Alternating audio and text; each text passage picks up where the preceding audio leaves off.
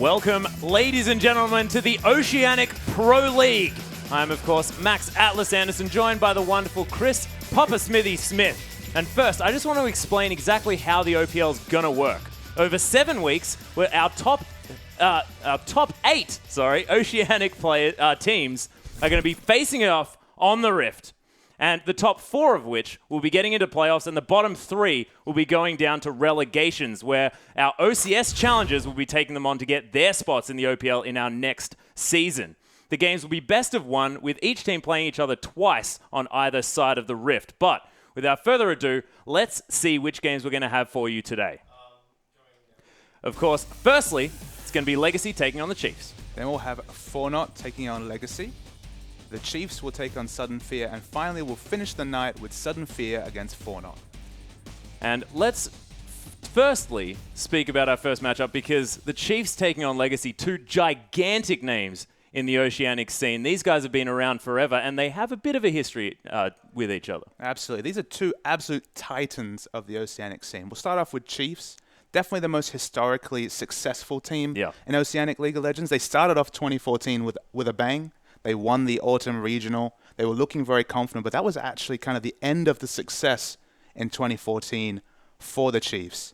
The rest of the year wasn't so kind for them, as we saw the other crop of talent in Oceania rise. And their opponents today, Legacy, one of the major proponents in the Chiefs' downfalls in 2014. Yeah, actually one of the only teams in the Oceanic region that has a positive record against the Chiefs, 3-5, and against everyone else they were 20-1 in 2014. It's ridiculous. There's a massive discrepancy there. Oh yeah. And those games, those wins especially, those 5 wins, were in the most critical parts of the season.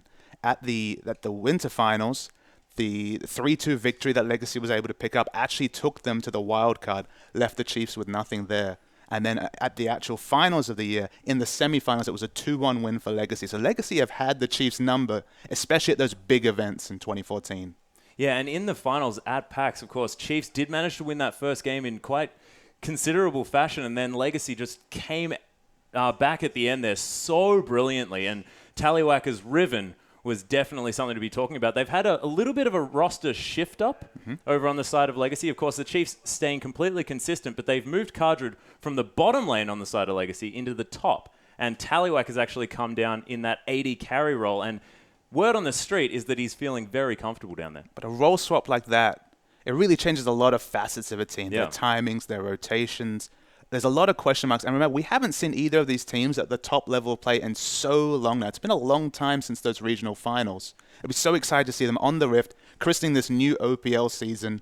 It's very exciting. Yeah, and we do have a slight vote over on our boards, and of course, very close here for this one, but the Chiefs actually coming out on top despite the winning record here for Legacy. It's one of those situations where they have the history, the members, they haven't changed their roster in so long, the Chiefs here. Even though they started to lose that success after Autumn, they stuck with their roster, they're confident in their personnel. A lot of them are larger than life and really big fan favorites.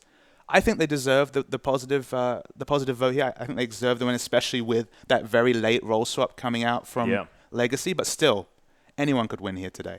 Yeah, and we'll see whether Cardred can actually do okay there in that top lane as we hop over to Champion Select very shortly. And against Swiper, that guy is arguably the strongest top laner in the Oceanic region. He's such a wonderful player, Swiper, just because he can roll with the meta picks. You know, he can play whatever's in. He's always sourcing information from the LCK, from other regions, trying to work out what he should be playing. But you know, if he gets that chance to bring out that Tryndamere, he's so known for that champion. If he ever gets the chance to bring out, if it ever fits the comp, he'll be the first one putting up his hand saying, man, I want to bring out Tryndamere here. So anything could really come out of the top lane. That's the excitement of a player like that who has his meta picks, but also has some of those pocket picks to make it really exciting. We can see that actually getting demonstrated in the Champion Select here. Swiper's Aurelia is going to be banned away, as well as Lissandra, which he has been picking up there in that top lane as well. Cassidy and Anar off the board as well, so arguably 100% top lane bans. And of course there are some flex picks there. We've seen the Cassidy and Lissandra in both lanes over in other leagues, so there's plenty of flexibility. And this third ban here on the Legacy side, it's probably a jungle ban, but still, we've seen Jarvan all over the place as well. There's so many flexible champions in League of Legends right now that we do see a lot of the target bans targeting this flexibility just so that people have a bit more of an idea when the picks come in where they're going. Yeah, exactly. And we're talking about picks, and Cardred instantly locks in the Rek'Sai. Of course, this is 5.2. She's taken a little bit of a hit, but still an incredibly strong jungler at this point. We'll see what the Chiefs have to answer for it. And to confirm that fact, it is 5.2, as you said, the live patch at the present. The only champion rework is the Tristana rework. So Tristana is globally banned for this particular day of competition, but Ahri is available. The Ahri changes have come through. Be surprised if we don't see an Ahri in this draft. Yeah, has actually slipped through the ban phase as well, and I was sort of expecting that one to be snapped up relatively quickly. We are into the third round, and Swiper's locked in that Scion potentially for the top lane, or the jungle there if Spooks wants to pick that one up. Of course, Spooks with a gigantic champion pool. This guy plays all sorts of things. I heard rumors of Karma jungles and things like this. It's just ridiculous. But Sivir being taken as well by Radio first up, and Sivir's seen a lot of success. She's definitely been fantastic as far as the engages are concerned, but do you think that this is counterpickable? I mean, we've seen kind of the Jinx counterpick coming up against Sivir. Caitlyn's also a really strong pick there. There's always options, but Sivir has so much utility that even if the laning phase doesn't go well, and I know what you're referring to here, but even if the laning phase doesn't go well, Sivir has that utility. But the really interesting flavor of counterpicks come up. The latest marksman, the latest AD carry, Kallista's been locked in on Legacy's side. Yeah, and Tallywhack are going to be taking that one into the bottom lane, and I've heard tell that he is one of the Oceanic AD carry players that has picked up Kalista. I'm so glad that we're going to see it here for our game against the Chiefs of all teams. So all on the line and going for arguably a newer AD carry pick. I mean, Kallista's one of those champions whose ceiling is right up there. It's a bit like when Vayne was first released and people were working out what build to go with or what skills to max. Kalista, I mean, that passive, it just warps League of Legends because any champion without like a repeat gap closes really struggles to close distance. Obviously, Sion's going to come in fast. He's such a fast person with his ultimate, with that on the hunt as well. Yeah. The engage will be strong there, but once Kalista starts jumping, starts getting those auto attacks off, going to struggle to lock down this Kalista pick.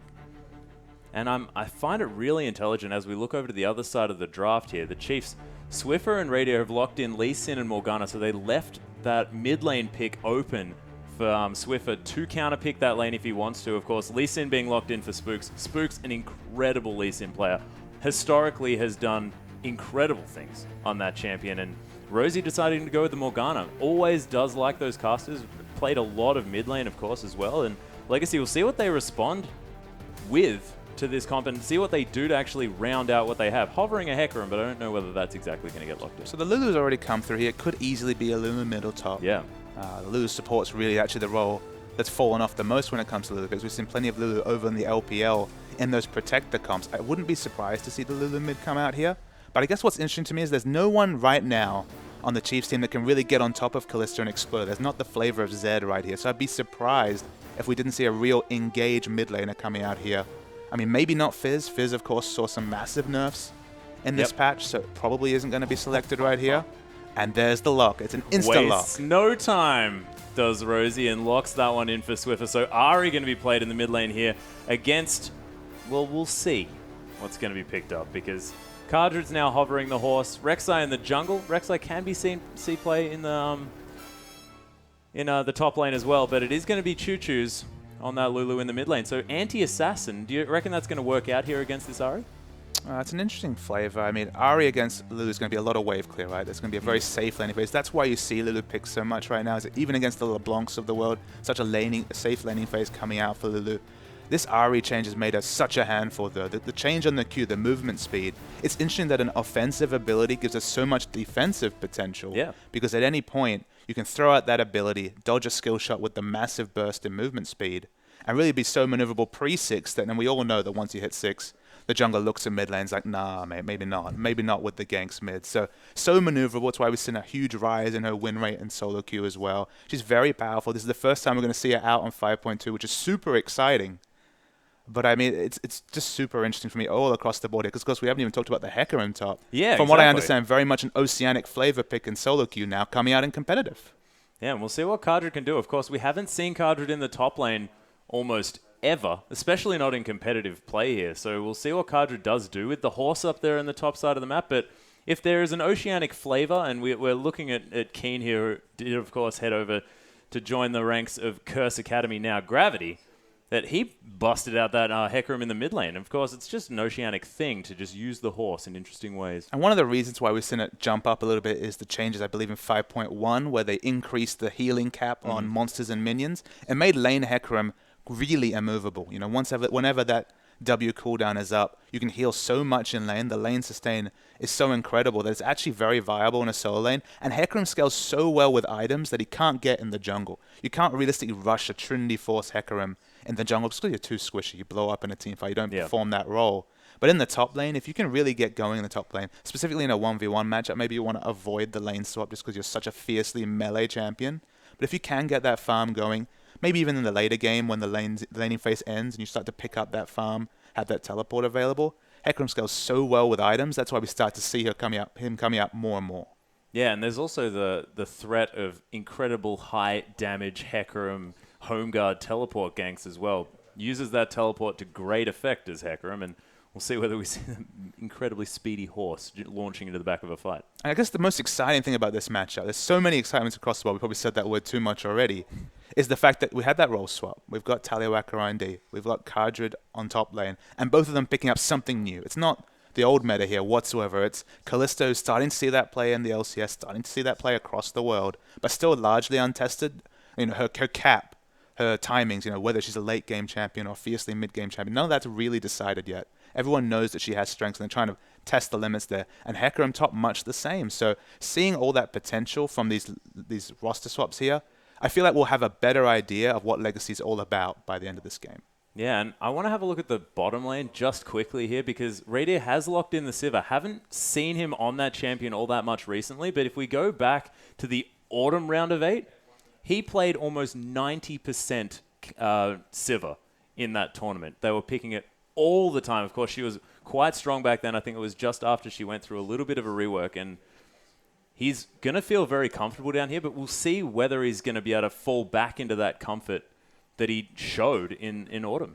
He basically, Sivir really here, Radier really needs his mates to get on top of Kalista right here and get her out of a fight because they're going to really struggle after the first gap closes are used to get on top of that champion. If she's free hitting at the back, you know, whether it's the Hurricane build, whether it's the Blade the Ruin King build, those are the kind of the two flavors of Kalista we've been seeing. If she's free hitting at the back, they're going to find it so hard after the initial gap close to be able to get on top of her. So I really need to use that on the hunt smartly or they're going to struggle here. But the Ahri, I mean, we know how strong this Ahri is on this patch. Yeah. That's their best chance. That's the thing. But is it going to be too hard for Swiffer to hit all those skill shots on this tricksy Kalista launching herself all around this one? Or is that just discounting Swiffer's incredible skill on this champion? I mean, Swiffer is an Ahri main from a long time ago. When he entered the scene, he was an Ahri main. That was years ago. He's still a wonderful Ahri player. With the bust, you know he wants to break it out, and we're going to see him on the Rift very soon. Yeah, let's hop onto the Rift now, ladies and gentlemen, with Legacy taking on the Chiefs. This time, Legacy are going to be on our blue side and the Chiefs on the red, and we'll see exactly how our first match of the OPL is going to pan out. All right, so we're looking down the items here. Expect a pretty defensive fan right here. Of course, this is the first game of the OPL, the first game of this new league system for Oceania. So I expect kind of a defensive start, just the wards down. Just a bit of feeling out process. We might even see a longer laning phase than we've seen in competitive recently, just because both these teams kind of want to feel each other out. And then by the end game, we're going to see some crazy team fights. I think we'll definitely be seeing some crazy team fights. Of course, the Chiefs renowned for such incredible team fighting synergy. Often leaving Radier on his own. Rosie loves to get up amongst it. And now he's on Morgana as well, so getting those Soul Shackles out is going to require him to be right in there. We'll see whether they do that. Of course, Radier, fantastic self-sufficient AD carry. And Sivir, of course, affords that, even though she doesn't have a gap closer. She has the spell shield, has a fairly safe laning phase right here. And you look down the Chiefs lineup right here, it's the mid game where they're really going to shine. They have so much pick potential, so much skirmish potential. There's hardly a 2v2 across the lanes that you don't expect to see the Chiefs winning out on. So I expect to see Spooks really aggressive, really active in the mid game right there, taking advantage of the charm, taking advantage of all the CC that Sion provides. In the bot lane, we have the Dark Binding coming out from Rosie. They have a lot of tools to assist a gank, but in the sheer late game, once this Hecarim and Rek'Sai get really, really big, that's where the Chiefs comp starts to fall away. So I want to see the Chiefs focus on the mid game, focus on that early time, and focus on picking up those dragons, because if they don't, if we see the neutrals coming through for Legacy in the early to mid game, they're going to struggle in the late game, the Chiefs.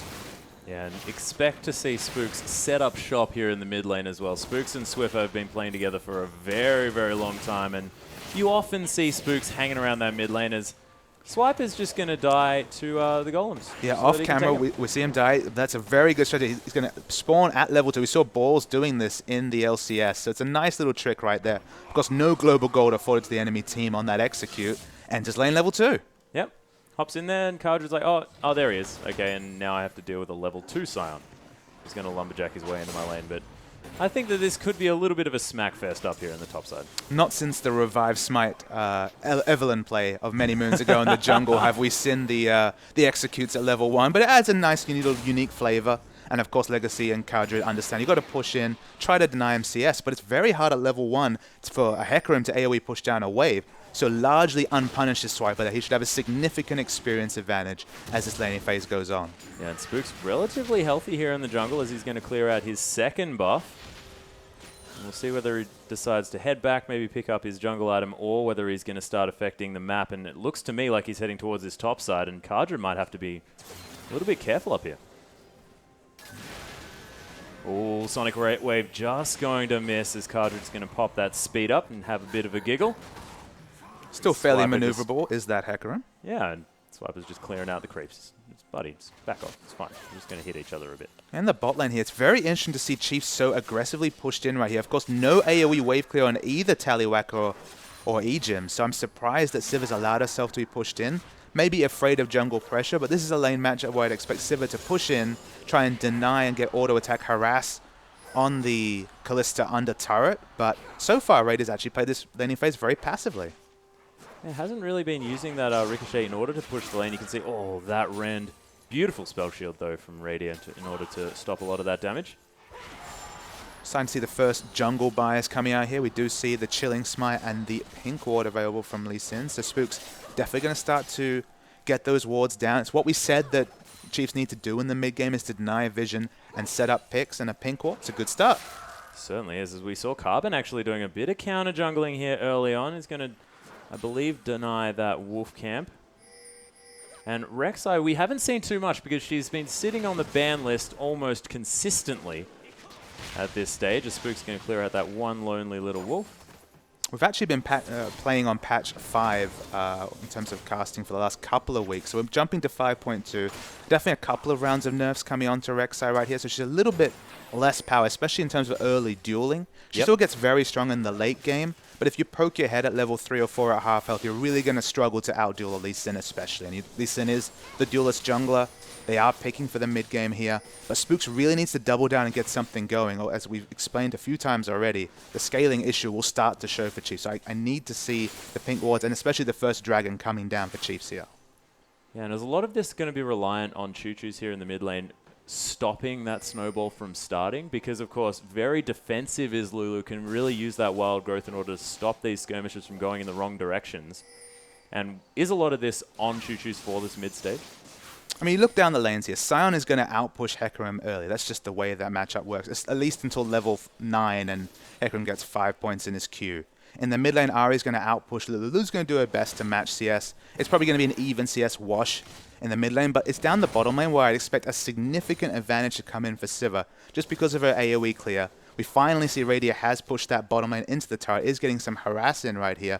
There needs to be at least a 10 to 15 CS advantage in the bottom lane, because Kalista's a hyper carry. In the late game, she's so deadly and has so much mobility that for her to go even with Sivir in this matchup is actually a lane win for Tallywacker. And is it sort of purely from these 1 to 4 stages, or is it going to be? Is there going to be a point towards this mid game where Radia is really going to be able to sort of hard shove Tallywacker, and before he gets, say, that Hurricane in, is that sort of the time where it turns around? Yeah, we're not 100% set on whether it's going to be a Hurricane Kalista. That has been Sneaky's build, and a lot of the American AD carries are focusing on the Hurricane. The Hurricane does give her counter pushing, so maybe that is the clever pickup against Sivir, just to give her a bit more AoE wave clear. You're always going to get a Rend reset when you have that Hurricane, because of course any minion dying triggers that instant refresh. But we see a little bit of jostling between Carbon and Spooks, but interesting, Carbon's actually out-leveling Spooks at this point. Yeah, and managed to pick up the Scuttle Crab as well. Very important objective on the map, and the Smite War was won here by Rek'Sai. And Carbon, definitely a fantastic jungler, plays a lot of the likes of Rengar here as well, so able to transition over to sort of an engage jungler in Rek'Sai. So really looking comfortable so far, but we haven't seen too much. And we're going to see consistent scuffles across the games today for that early Scuttle Crab, just because if you look at it, Dan, this is a point for any solo queue jungler out there. 85 gold for killing that objective once you pick up your jungle item is a massive boost of gold, and of course, it doesn't eat any of your stats. It doesn't auto-attack you back. You don't take any damage from it, and the 85 gold upside is massive. Oh yeah, Tallywacker just going to wait out that spell shield and then use that Ren to get a lot of damage here onto Radio. Of course, the infinite stacking of that skill is ridiculous if you get a few auto-attacks in. I mean, towards the late game, once, 1.7, 1.8, 2 attack speed Kalista comes out, the amount of Dragon and Baron secure available between Kalista's Rend and the Smite, I mean, you can basically take objectives freely from about 3,000 health with consistent DPS. Insane as Kalista's neutral control. Yep, just ridiculous. And you can see as well that Spear being used to great effect in order to push this one out. Dark Binding is going to go wide. Ejim's taking a bit of damage here, but you can see Radier's been the focus of Legacy, and Tallywacker really able to shove this one in. So you can tell from Spook's CS values here that he has been trying to focus on influencing lanes, but a lot of the gold actually between the teams is that difference in jungle CS right here. It's actually a 600 gold lead, which is massive, and the first gank might be up the top lane. Yeah, Carbon's discovered Swipe. He's going to get knocked up by that Unbarrier. The Q's proccing here as well, but it seems like Cardred's given up on the whole factor, as Swipe is just going to pop that ultimate and run incredibly fast back to his base. Swipe was just looking for an excuse to pop the ultimate defensively there. He thought maybe Carbon will lose interest and I can hold on to that cooldown. It's about a 2.5 minute cooldown at level 1, so you want to hold on to it if possible, but in the end, forced to blow the ultimate. Yeah, and we do have Carbon actually heading into his jungle, has a lot of tunnels set up, so he's going to be able to head back, pick up that red buff for the second round, as Spooks is going to find his way here to the mid side of the map, but not going to find too much because Swiffer is, of course, pushing this one out quite hard. 9 CS is the advantage here for Swiffer. It's not doing too badly, but it's been a very passive start to this game, and sort of out of nowhere, 400 gold lead here for Legacy, and what is arguably a later game comp. Yeah, that was, as I said, mostly the extra creep camps that Carbon's managed to pick up. He has been focusing on farming, but at the cost of nothing, because it hasn't been Lee Sin really having a strong impact on the lanes. Radio taking a huge business. Actually, to flash in the bot lane. Yeah, very late spell shield there as well, as Rosie's going to come in incredibly aggressively. There's the Soul Shackles to come down. Radius come in. Now there's the shield to come down, but is it going to be enough here? As Ejim's trying to turn this one around onto Radier. The teleports are now finding their way in, as Rosie's going to get healed up by Radier here as well, and now Swift has found his way in.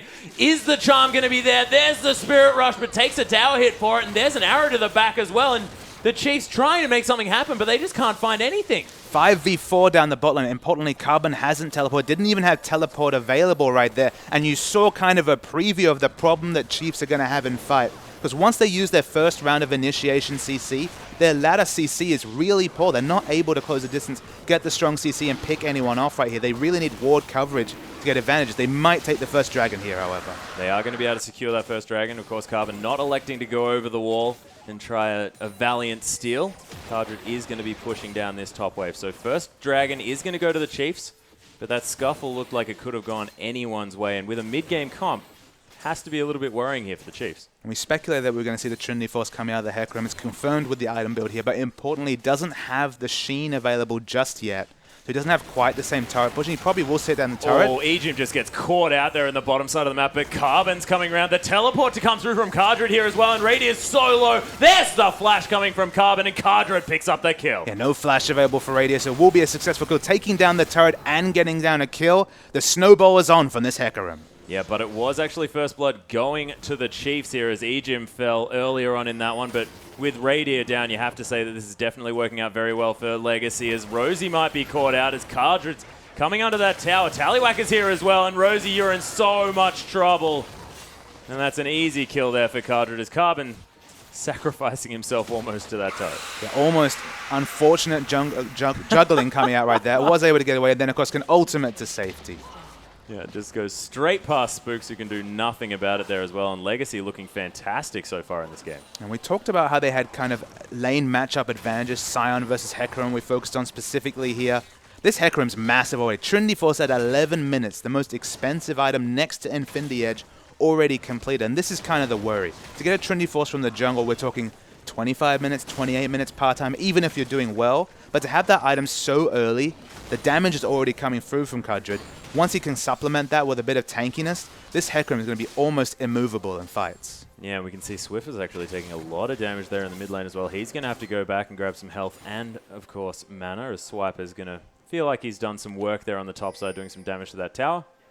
And 3,000 gold is what it's been stretched out to from that last scuffle on the side of Legacy, and they're doing well here on the early stages, but Chiefs, they don't look like they've pulled the trigger necessarily yet. The Infinity Edge yet to come out from Radiant here as well. We'll see whether they can turn this one around. Most of the gold is focused on the top lane here. Of course, at 2-0, you do expect this Hecarim with 100% of the kills of his team to be about 1,200 gold ahead of his opponent. But significantly, it's the secondary matchup there, the jungle matchup, Carbon versus Spooks. About 800 to 1,000 gold. Actually, 1,000 gold is the advantage for Carbon here. She's just focused on farming, has the Rek'Sai, and Spooks has never been able to have a situation where Swiffer was able to push out lane on Ahri and then go and roam. With that Lulu pick, so much wave clear available, there hasn't been the Ahri Lee Sin jungle invasion, the Ahri Lee Sin roam, because it's just been consistent wave clear from Choo-Choo's. The Lulu pick here is really working dividends. Yeah, precisely. And sort of being a bit of an unsung hero here as Choo-Choo's, as he's just been clearing out waves, but it's done exactly what Legacy need, as you mentioned. And Radiant's going to clear out this bottom side. Could be a little bit dangerous with that outer turret gone, but there is a bit of a 2v2 situation in the mid side. Top lane is getting a little bit lonely, I think. I mean, relieving pressure off the whole map is the Lulu pick right here, just because sitting in lane, farming up, instant wave clear, basically coming out of that AP Lulu. No space for the skirmish pick-based team to actually get those picks, even to get a vision advantage, because you usually need the two members to sweep brushes, deny vision, and put down new wards yourself. No ability whatsoever to get down deep vision. It is going to be 2 wards are available on the Lee Sin right now. It's probably going to be a Sightstone Lee Sin eventually, but there's no aggressive wards coming down. There's just no tools for Chiefs right now to get a pick, to transfer that into an objective. And that just allows Legacy to scale up, get stronger, and they're going to get there. Yeah, Rosie's actually popped the Soul Shackles here as well. Carbon's got Wild Growth. He's huge in the backside, but Choo-Choo's going down very, very low. Rosie picks up that kill. Tallywhack has found his way in, gets stunned up by Swiper here, and look at that Orb of Deception damage as Tallywhack ults to try and get them back in, but it is going to be Swiffer picking up that kill. He's very low. Cardred gets charmed. The Foxfire here as well. Nice kick back into the tower, and the Chiefs have turned it back on. The kick was wonderful there from Spooks. It actually got them the slight advantage right there. The team fighting was a bit scattered from both teams, so 3 for 2. You'll take that from the Chiefs, but still a 2,000 gold lead for Legacy, even after that trade. Yeah, clawing their way back up, though, are the Chiefs, and with 2 of these towers down as well, do need to try and find some of those. So we jump to a replay. Look how fast Radiant dies right here. Between the burst from Rek'Sai and, of course, Lulu's AP coming through here. Swiffer tries to get a counter kill, manages to assassinate Choo-Choo's. So the mid lane has fallen right here, but so split are Chiefs right here. The Legacy are fighting together, and Chiefs are super, super split. So for them to actually come out ahead here, it's just Kadra going a little bit too aggressive at the end right there. The kick was really smart. It was nice play right there. It's very slight advantage in that one skirmish, but this should have been a set of skirmishes in the first 15 minutes, snowballing a lead for the Chiefs. One dragon to show for the team comp they've picked, and to be behind in gold is a really big problem for the Chiefs. We'll see whether they can change it up, of course. Looking a little bit better now after that last skirmish, and probably feeling a little bit more confident at the same time. But they need to start taking down some of these structures. A lot of the ways that the Chiefs really solidified a lead historically has been by taking towers and then getting forward vision and then strangling their opponents out of resources. But at this stage, it's looking like it's going the opposite way. I mean, you're looking at if you look at one of the best teams in the world at executing a pick comp, you talk about the likes of OMG. Getting that first rung of turrets down to get aggressive wards is their natural game plan. That's what Chiefs looked at here with the Sivir pick. They haven't been able to execute. Yeah, Dark Binding is going to land here, though, in the river, and Carbon's going down incredibly low. Spooks manages to get out. There's a Soul Shackles under 3 members here, as well as Rosie is going to lock everyone up. Swiffer's here now, and look at the damage from this Ahri as Cardred flashes away. And perfect timing for that dragon. The moment that Carbon committed to taking that tunnel sealed his death right there. He could not go back through the tunnel to get out. He was away from his team, was picked up, and finally that pick was almost gift-wrapped for the Chiefs right there. They got the pick. They pick up the second dragon. They're almost ahead in gold right here. It's very close. We're going to see the replay here. Once he takes that tunnel, he's so split from the rest of his team. Both Tallywhacker and Ejim have to disengage right there. So he's picked instantly right here. And it's so much easier to team fight when that huge Rek'Sai in the front lane is down. They pick up 2 other exit kills right there. Fortuitously, dragon spawns just at that point. And now the first 2 dragons are for the Chiefs. Yeah, and Cardred is running really fast in the top side of the map here as well. Going to get away from that Dark Binding, but the Chiefs looking brilliant. And as you mentioned, I mean, these dragons aren't going to be showing up on the gold score. So definitely giving Chiefs an edge, and it's all tied up. It's one of those situations where the first dragon, the 6% AD and AP, of course that benefits you all throughout the game. It multiplies your stats. It makes you stronger at all points. The second dragon, not as critical, but it of course gives you the timer and positioning for the third dragon, that big movement speed increase. You can see how much someone like Cardred's going to be looking for the 5% MS. Of course, double scaling on movement speed is that Hecarim. And this is what we said. The win condition for Chiefs was to take down those neutrals in the mid game. So of course they've succeeded with that. They've got those 2 neutrals. They've even managed to supplement that with some picks to that last team fight. So they're finally getting closer to the par time for 17 minutes, but they're definitely not ahead. And we know where this Legacy comp is going. We know what the late game looks like coming out from Legacy. And Taliwaka, it was the Blade of the Ruin King. He was actually sitting on Vampiric Scepter and 2 daggers, which of course is Sneaky's build that he does transition to an early Hurricane, but the complete item comes through. Yeah, Swiper actually ulting in very deep here. Does get Howling Gale, but he's taking no damage. Of course, that Frozen Heart has come through. Legacy are now on the run as their tower is going to fall down. Ejim with a nice disengage Monsoon, and Chiefs going to have to get out. Yeah, they get their first turret here, but it's only 1 turret with a Civicom. Even with all the mobility available from On the Hunt, they haven't been able to rotate and pick up the 3 turrets. 3 turrets before 25 minutes, getting those aggressive wards in. That's what Chiefs are looking to do. But that's a start. The mid turret affords you the most vision. If you can ever take down a mid turret and exchange that for a top or bottom, you open up so much extra vision in terms of the creeps breaking in. You have extra entrances to go in and get those aggressive wards down. They'll feel great picking that up, but they need to not let it go. They need to get rotations going and get the structures in top and bot before the mid-game ends. Yeah, you can see here, Radio has definitely taken your message.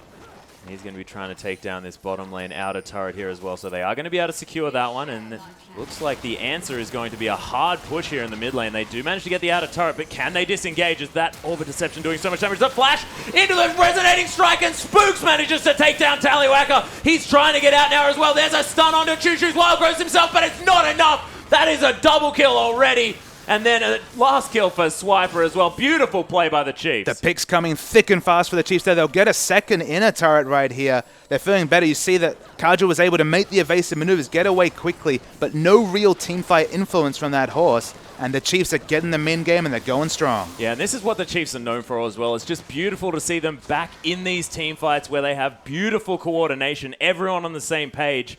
And Spooks hitting that Sonic Wave was just stunning. And it was just crucial that Radio was just rotating at that time after taking that bot turret right there. He was just there fortuitously in the mid lane for that fight, managed to clean up. The whole fight, Rosie was actually separated from his teammates on Morgana. Not a big problem, of course, because he could engage with that black shield, cause a lot of disruption in the back, and 4 for none is the trade. So really fantastic for the Chiefs, but the thing that we have to mention, the thing that we have to go back to is the late game scaling comp coming out of Legacy. And if they can turn this one around, as we can see, the Hurricane has been started up by Taliwaka. I mean, there'll come a point, once that Hurricane's completed, where it's just really murder to get on top of that Calista. It's so hard to do because she has so many mini flashes, so much mobility coming from that passive, that unless the Scion ultimate hits, unless the Charm hits, or unless the Dark Binding hits, unless the big engage options hit, and you have to hope that Taliwaka is able to dodge those with all the mobility available and, of course, summon a flash. And even the Janna on top of it, the queen of disengage at her side. Free hitting in a team fight, that Ren damage adds up. You get so many resets with the Hurricane, because even if you execute a minion with that ability, you'll still be able to use it for damage on an enemy hero target as well. So if you can keep that cooldown going, Rend after Rend, you're going to wreck a team fight. See whether he can, but of course, Swiffer. We haven't mentioned too much. 4-0-5 though now on this Ahri, and he's looking brilliant, looking incredibly comfortable on this champion. As we've mentioned, Cardred going to try and clear out this top side, but this Ahri has gotten going in the mid game, and we know how strong she is on this patch. It's definitely crept up quickly though, Atlas. There was a stage when he was just sitting in mid lane, clearing waves against this Lulu, but once the little skirmishes started happening, once the second dragon fight started, 4-0-5 and a death cap to show. Basically, they both have their core mana regen items, but a death cap to show for that mid-game snowball just means those are going to be some deadly charms. And of course, with this current patch here, the Foxfire damage comes out so instantly that assassination burst potential you thought was removed with the DFG removal that, of course, was cemented this patch is in full effect on this Ahri right now. Most definitely is, and we can see the Chiefs of old coming through here. Now that they've taken out a few of those outer turrets, are going to be putting these wards all throughout Legacy's jungle. We can see they've ignored their own jungle almost entirely, and the red dots throughout Legacy's areas. Definitely penetrating. This is what I thought the game would look like 5 minutes ago. So you could say maybe the par time's a bit slow from the Chiefs, but the mid game's on. They're in huge ascendancy here right now, and it's up to them to strangle Legacy out of the resources they need to get this game to late game. I think they can do it. They have the proud history. They're a very smart research team, but they need to be proactive in this mid game. This third dragon, of course, a wonderful objective to pick up. Yeah, easily going to be able to take that one down. It fell incredibly quickly. And it looked like Legacy were looking to transition to some sort of Baron play, but it might just be that top inner turret. Yeah, Cardred is free hitting here. The whole team's rotating, but the rotation's on for Chiefs as well. We see the bat coming from Ejim on our screen already. Yeah, the base race is not being called by Legacy as Cardred's going to head back as well. That Rampage stacking up. He does have a lot of damage on these turrets, but he's decided not to go back here. So that inhibitor turret is now under fire, and the Chiefs are the ones that are going to be turning around. We can see Legacy aren't completely committing to this push. We see Cardred periodically canceling that teleport up top. They're not sure exactly. There hasn't been a decisive call from Legacy, and they're kind of happy to see Chiefs back away here as they don't have to make what could be a really difficult split call between having Cardred keep pushing up the top and losing the minimum down bot or really pushing for the win. Yeah, but as you can see, it does give the Chiefs an opportunity to head back, pick up some items, and do you think it's now time to focus on this Baron? Do you think Baron is going to be what the Chiefs look at to really try and get into the base of Legacy? It's kind of an interesting situation with Baron just because a pick comp wants to pick up exclusive Dragon and Baron Vision and then get that first pick before they try going for that Baron. Just because if we see the ultimate coming out from Hecarim on top of all the debuffs coming out in the AoE from Legacy, it's going to be a lost Baron for them to see Cardred take a nice burst of damage in mid. So they'll want to bait it. They want to get that pick. They want that charm to land because all that damage guaranteed coming out from Swiffer will be a quick pick right there, but they're not in a position to rush down the Baron. In fact, if any team has a Baron team, you have to say Callista is definitely the Baron champion, if there ever was one. Most definitely. She is able to get any of those auto attacks onto that Baron. There is almost no chance that the Chiefs will be able to steal that one away, but in control of the map at this stage. On the Hunt's actually being popped here as Swipe is going to try and ult in and get the stun. Tallywhack is going to get caught up as we check out Cardred, and he's trying to dodge out of the way. The base gate's doing a lot of work here as well in order to keep him safe, but the Boomerang's going to find its mark. The Chiefs, they've broken in. Swiffer's going to flash forward, actually, as Carbon's going to get the knock-up. Swiffer's tanking this one out, lands the charm here nicely, but Cardred gets Wild Growth. He's going to be able to pick up that kill, and he's coming straight in here on this gigantic horse, actually flashing out of his own base, interestingly enough. But work has been done here by Chiefs. We look down the Chiefs lineup, only 2 ranged auto attackers to assist Swiffer right here, so they can't take down the inhibitor, but it's a big pickup taking that inhibitor turret right there. Any successful pick at this point could be an inhibitor, could be Baron. They have options aplenty across the map here. An embarrassment of riches if they ever get down a pick. And so far, if we're watching the first 25 minutes, they've been very successful at taking a pick and turning it into an objective. Certainly have. Legacy looking to make a move now that Swiffer has been taken off the board. Rosie's hanging around trying to be a ward, as it seems. Just going to watch the Raptors fall down, and Carbon's going to head back. Swiper on defensive duties as well. So Legacy not really making any decisive moves around this map, and that's something that you did mention earlier on, is the fact that they haven't really been the team that we're used to seeing that are so confident in themselves and their calls. Well, we saw that first 10 minutes. We actually praised them for staying even in the lanes that should have potentially have snowballed thanks to Spook's early game pressure. Spooks was a bit off the board in terms of early pressure, but Legacy didn't pay for it. In fact, we saw the big snowball purchase, that very early Trinity Force coming out from Cardred. I thought that was going to be a really big factor in the mid game, but everybody else has been dying in these fights. We've seen so many 4-for-0, 4-for-1 trades. Cardred able to get away, is tanky, does do damage, but the rest of his team is falling around him, and that's kind of been the issue here, is that the picks have worked, and the snowboard Hecarim at this point in the game hasn't really amounted to much. No, it hasn't really worked out, and he still has a massive percentage of the team's kills. And unable to really do much with it. You can see as well, I mean, Choo Choo's, we did give him some credit in the early game for how he played out this Lulu, but 0, 2, and 4 not quite having the game that he wants.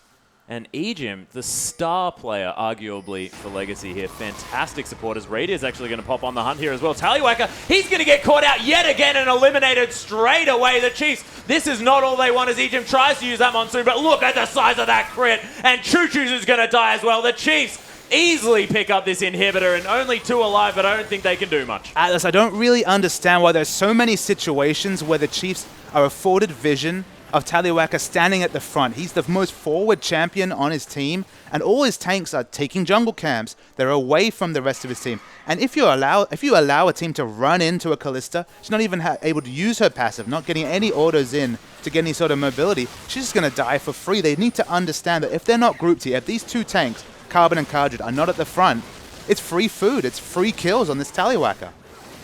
And I think Legacy know that this Baron's going to be going down. They want to try and make something of it as Dragon's going to be up in a minute, but they don't have the timer. Of course, the Chiefs have had that one on lockdown. The inner turret is now the call, but the Baron's going to fall down. The Chiefs now with complete control over this game. Yeah, they're going to get some little damage, little poke damage onto this inner turret right here, but you're correct. With that Baron buff especially, we're going to see emphatic pushes down the mid right here. And if history is any recreation for the last 28 minutes here, it's going to be a win for Chiefs. Yeah, as the Onslaught of Shadows being used here by Kardred.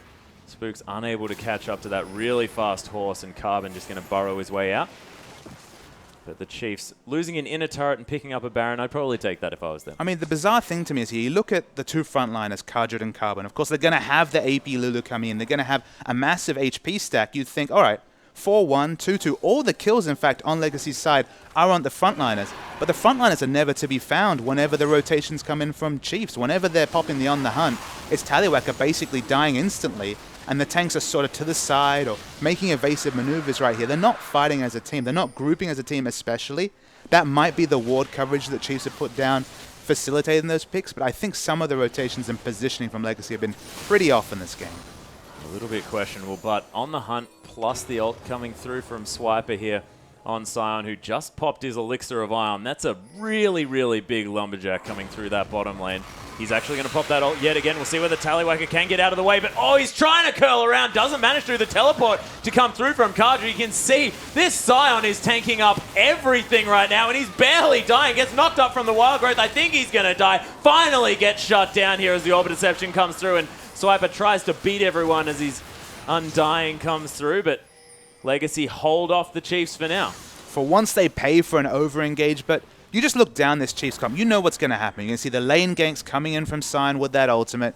On the hunt is going to be popped. I mean, look down at Rosie. Rosie gives the strategy away right here. Has the Righteous Glory here. Oh, yeah. This is just a linear engage, run straight at you comp right here. So what's the counter to that? What's the counter to knowing that your enemy's going to run in a straight line to you? It's disengage. It's having your tanks at the front. It's them eating the Sion ultimate. But Sion's been able to get to the back line with reckless abandon, which should never happen in a competitive game. Not to mention the fact that they have Ejim here with the Monsoon, the queen of disengage in Janna as well at the same time. So we'll see whether they can turn it around. Of course, it's not too late here for Legacy, but with an inhibitor down, the Chiefs definitely have the control, and with so much vision as well, forward vision on this map. Yeah, it's a lot of forward vision, as you mentioned, and not a lot of defensive vision, specifically pink wards. I actually only noticed 1 pink ward on the map from Legacy right here. They need to have safe areas where they can farm. They need safe access to their camps.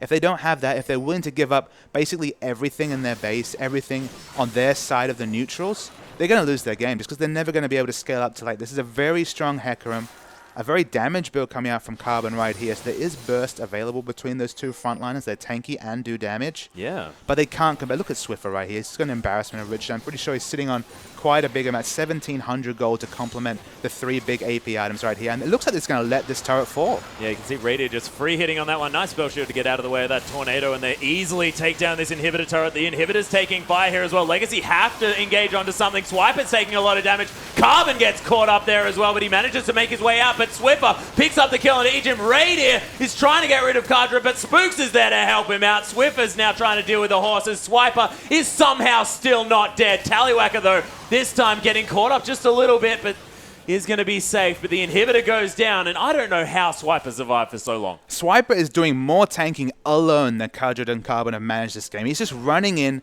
taking so much time. If you look down his items here, I mean, not an offensive item in sight whatsoever. So many resists being picked up. And he's so strong right here that Tallywacker we have to mention that Kallista's damage comes on repeated orders. It comes on using that rend to execute, using that Blade of the Ruin King to do percentage health damage, then executing after 20, 30 orders. That 20, 30 orders are hardly even scratching the Scion right here. No. And we did see in that fight a little preview of what would have happened, or maybe even a teaser of what would have happened in a different game, because we finally saw Kadra get on top of Radia, and Siv's never been a tank buster. She struggles with tanky men in front of her. That Hecarim is huge with the randoms, more tanky stats coming out. Radia could do nothing. And if there was a different game where they had been able to get that crazy Kadra carbon engage onto Radia right here, if Siva was falling or doing trivial damage in these fights, I think this would have been a legacy win. Could well have been, but now Swiper has a Thornmail. He's got 3 of the biggest armor items in the game. There is nothing that Cardred Carbon or Tallywacker can do to this Scion at all, and Choo Choo's on this Lulu just doesn't have enough damage as a Lulu. And all Swiper realistically has to do is attack move on top of Tallywacker, stay on top of him. Of course, the Frozen Heart is decreasing so much of the attack speed-based Kallista's damage right here. And the rest of the team is going to carry him. He doesn't need to do any damage. All he needs to do is stop Kallista from free hitting, and there's no way she's going to be able to walk past this Scion and do damage to the backline.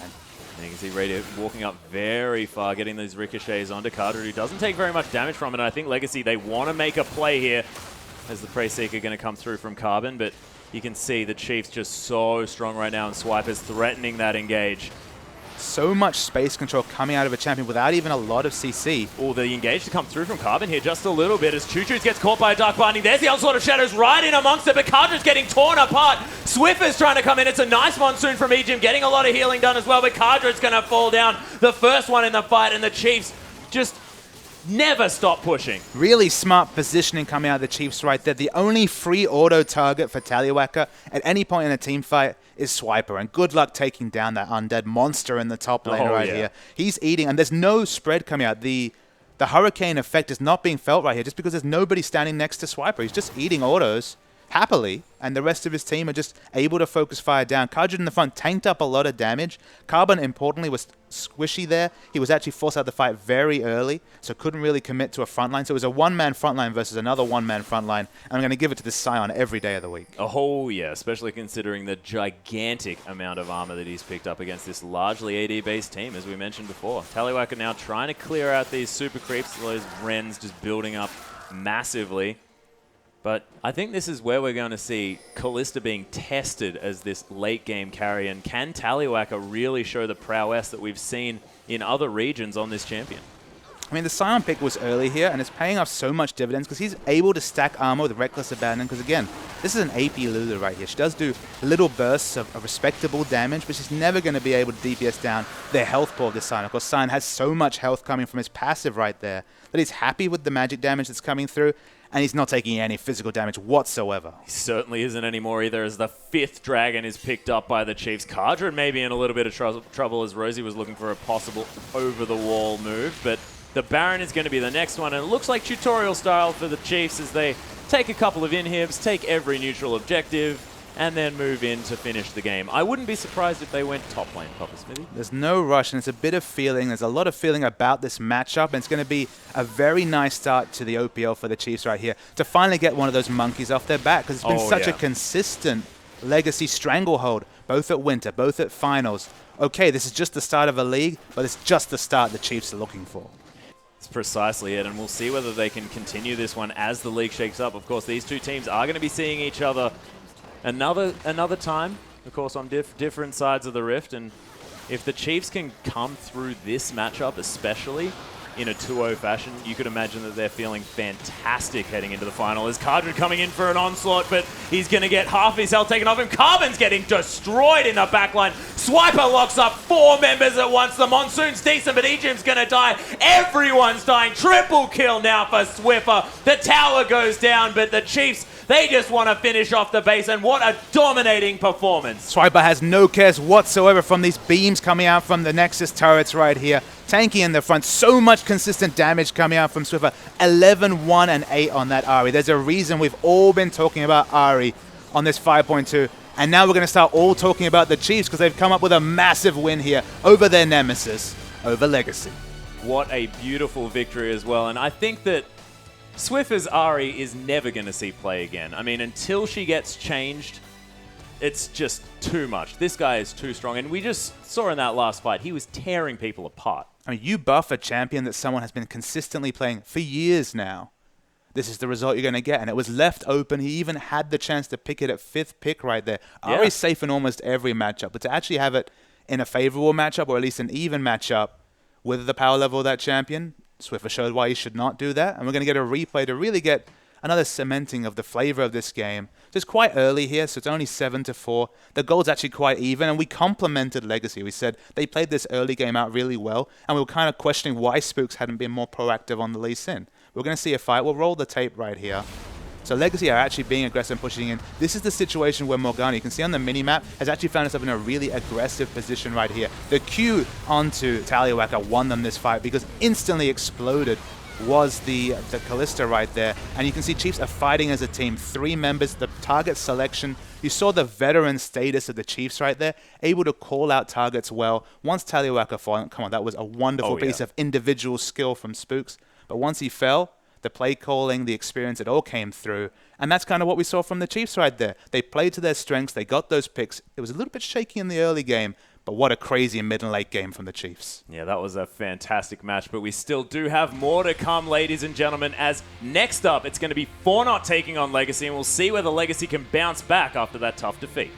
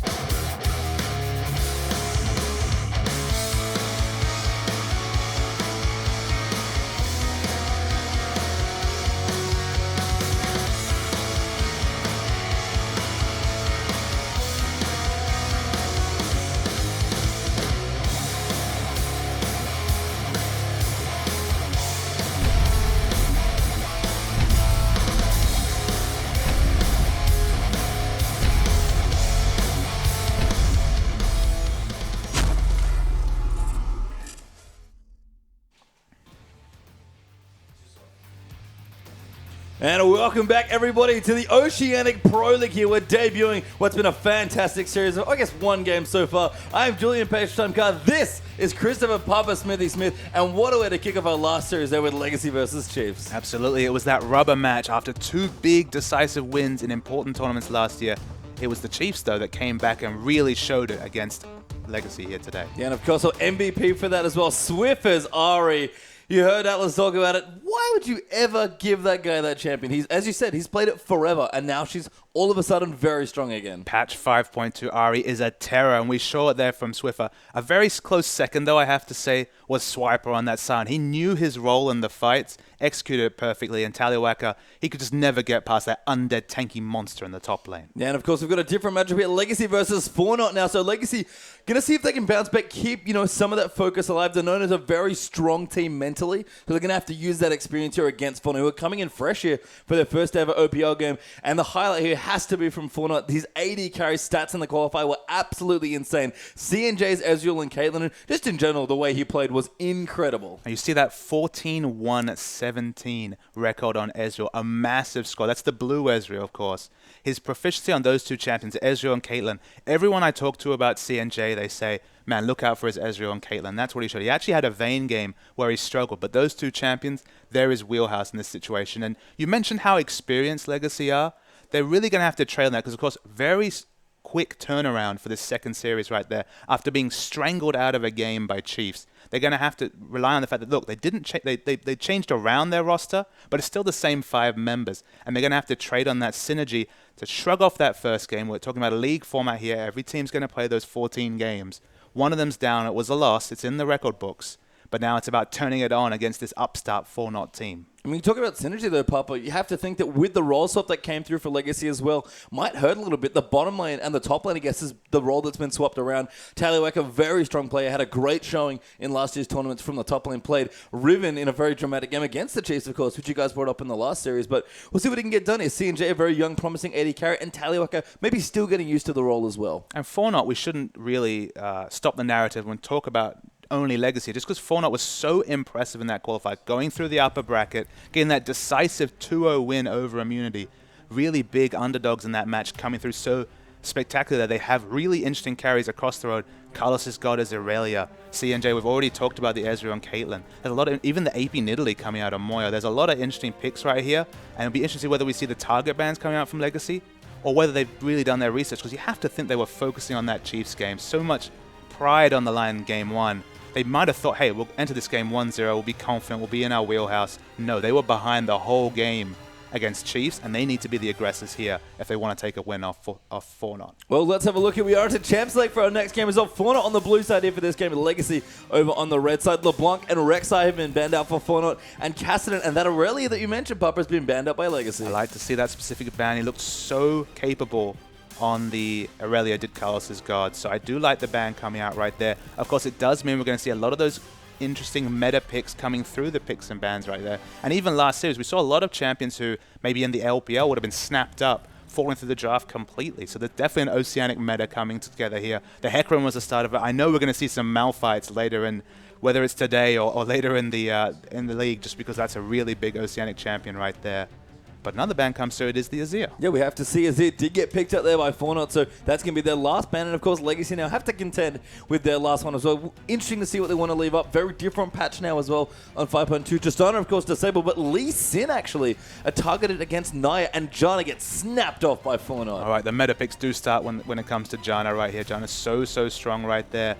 CNJ, though, he loves the Caitlyn and Ezreal. So, I mean, Janna, Ezreal, very weak laning phase. Maybe to me, maybe it might even suggest that we might be seeing the Caitlyn coming out here. Might be a little preview of the AD carry pick coming out, because the synergy's there between Caitlyn and Janna has that wave pushing option right there. But still, a very safe first pick coming out from Fornot. Yeah, Janna, just as you said, so strong and so safe. So a strong pick there for Fornot. Be interesting to see if we see maybe some other picks come through as well. Legacy going to consider their options, of course, as well. But we could see, I mean, it's funny that Tristana's disabled. Caitlyn, who you mentioned, sort of feels a little bit like old Tristana. Of course, Tristana receiving a lot of changes on this patch. Yeah, Tristana's got a completely different flavor. It's going to be a couple of weeks till we see her enabled. Has some interesting burst targets right there. They were thinking about locking in an AD carry. The Narvan combo, we've talked about it a few times. When it's successful, it's such a treat to see. But that's some amazing teamfight wombo combo coming out from Legacy. Yeah, so really strong picks. Nah and Jarvan going to go into the mix there for Legacy. That Narvan combo, like you mentioned. Fornot now going to consider the rest of their options. It's funny that we talk about a bit weaker lanes in the bottom lane, bit more laning going on. Fornot had some very dramatic games, shall we say, especially in the first half of their qualifier. They smashed through Immunity in the qualifier in an upset to get here, but their round against Sudden Fear was a very long 3-game series where CNG and the rest of Fornot came really strong through the late game. So they've got a lot of options here. This would be Fornot in a nutshell if they picked it, but we're going to give them a bit of time. But that is a treat to any people who've watched the qualifiers with Fornot in them. Yeah, that initiation combo, the AoE wombo right there. The Wukong is definitely fallen out of the meta. It was sin for a little bit, especially in NA. St. Vicious especially loved that jungle Wukong.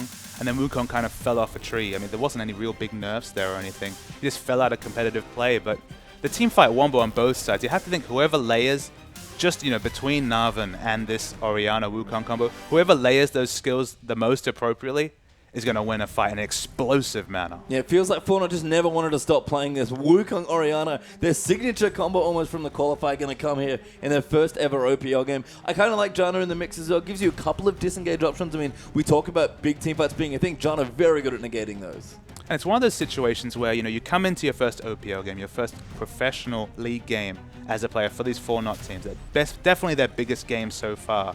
And you wonder, all right, are they going to go with the meta picks? Are they going to go with the comfort picks? Usually the comfort picks are about safe laning, moving into team fights. This is all about AoE wombo. This is saying, all right, our comfort is aggression, our comfort is wombo. Let's go for it. Yeah, we'll see. Legacy, considering their last few picks as well, had a pretty reasonable triumph in the bottom lane. EGM maybe getting caught out too many times just by the Ahri, which is so good at picking people off. But they do run at Thresh and Graves, a much more aggressive bottom lane. It was very uncharacteristic of EGM to really struggle. I mean, even on the world stage, EGM looked really great. Remember his Alistair games at Wildcard were wonderful to see. So he's usually the rock that this team is built upon. And Carbon especially struggled in that previous series. Was almost irrelevant after some very nice pickoffs on Siva on that Rek'Sai. Really did struggle on that champion right here. So going for the more ganking potential here. You know exactly what to expect out of a Jarvan. There's going to be a lot of lane pressure coming in. And I expect Legacy to try and play this game on their terms after kind of hanging back and giving the win away to Chiefs. Yeah, and it's funny when we talk about Legacy as a team, there are a lot of different things you might be able to say. They've certainly played a lot of late game in their time. That's how they sort of came onto the scene middle of last year when they won their first tournament. But Carbon shot calling really is the force behind this team, and Choo-Choo's playmaking, I guess, if you really want to wrap it up succinctly. And Legacy so far, when they look lost, they look really lost. And Team Fortnite, though, going back to comfort again, Ezreal's the pickup and the Rise there as well. And that looks like top lane Rise. And my eyes widen as we see the Rise lock-in right here. We haven't seen Rise since Worlds, basically. Since we saw the adjustment in his Q values right there, Rise kind of fell off a tree just because he couldn't trade as well. He almost had to rely on his autos rather than his Qs to harass, just because 30 base damage, so low on that ability. And Rise kind of got pushed out of the top lane after being pushed out of the mid lane many moons ago. But they're really confident. They're going to go with the Rise versus Gnar matchup here. I have to say, Pace Through Time, I don't like the potential of this Rise against Gnar. Gnar is such a lane bully. We're at 5.2. We've seen a few nerfs come out for that Gnar, so maybe it's not the oppressive state of a release Gnar, but man, Rise doesn't have many options, and if he uses his mana to trade, he's going to have such a hard time last hitting down against this manaless Gnar. It's going to be a struggle for Carlos' God. After so many amazing games on Aurelia, on a champion where you can be proactive and reactive, to go for this really reactive Rise is a surprise to me. Yeah, we'll see. The last pick does come through. Legacy pick up Syndra there for Choo-Choo's in the Midlands. They're going to take a mage into battle this time around. Took Lulu into the last game, something a bit more aggressive. And you kind of said it earlier that Legacy just feel like they've got a much more proactive comp. This is very much a pick comp in a lot of ways. And this is where you want to be as an established team against kind of an upstart is, all right, we're going to play the pick game. We're going to be on the front foot all the time. We're not going to play the Hekarims and Callistas of the world and let you take the game to us. We're going to dictate the pace. So when you see EGM on Thresh, when you see Choo-Choo's on Syndra, when he's not playing an assassin, he plays that ranged assassin or off assassin in Syndra, you know how aggressive they're going to be on these champions. And this should be the Legacy that we expected in Game 1. And I mean, it's kind of interesting to maybe, if we could talk to them, what they thought about their Game 1 draft. Because, as you said, lots of very in-vogue picks, but maybe not the way we like to see them play. And again, they've played lots of different comps, but really their strength comes from playing together and knowing their win conditions. And maybe in the last game, they just weren't too sure what they wanted to be doing. I think if we put these two games together, the Chiefs loss, and then this game right here, we're going from reactive, and people also playing champions that are a bit different. Of course, with the role swap, we saw a very Tallywhacker champion coming out at 80 carry, but seeing the Hecarim top, that's a different flavor of top lane than you would have expected. Seeing the Callista at 80 carry, that's a champion that Tallywhacker's been bringing up through the solo queue. They went for their kind of solo queue picks, their more comfort picks. They were definitely with the identity of the player rather than necessarily the role, bringing something different. And they didn't work in that first game. The comp didn't come together. Now it's more of a trademark legacy comp right here. We'll see more of a flavor of whether the role swap was successful or not. Okay, we shouldn't judge it completely on just day one's performance, but at least a bit more of an indication of what to expect with this revamped lineup. And the thing as well, kind of moving to Fornot's comp, is that they have some pretty again, trademark stuff for them here as well. And it's not maybe the strength of a lot of the picks that are on the legacy lineup. Not something that you're used to seeing, not the in vogue, the meta picks, but Fornot, they might be playing from a season or two back, but they're very comfortable champions. I just love the fact that Carlos' God is clearly putting himself on more of a carry champion. And we'll have to watch this Rise very closely just to get a flavor of what to expect from this nerfed Rise. Basically, after that nerf, after the base damage nerf on Q, we saw basically no Rise picks. You don't see Rise anywhere. So to really see how he lines up against a lane bully like Gnar, it's going to be information for us that will help inform all scenes just to get a flavor of whether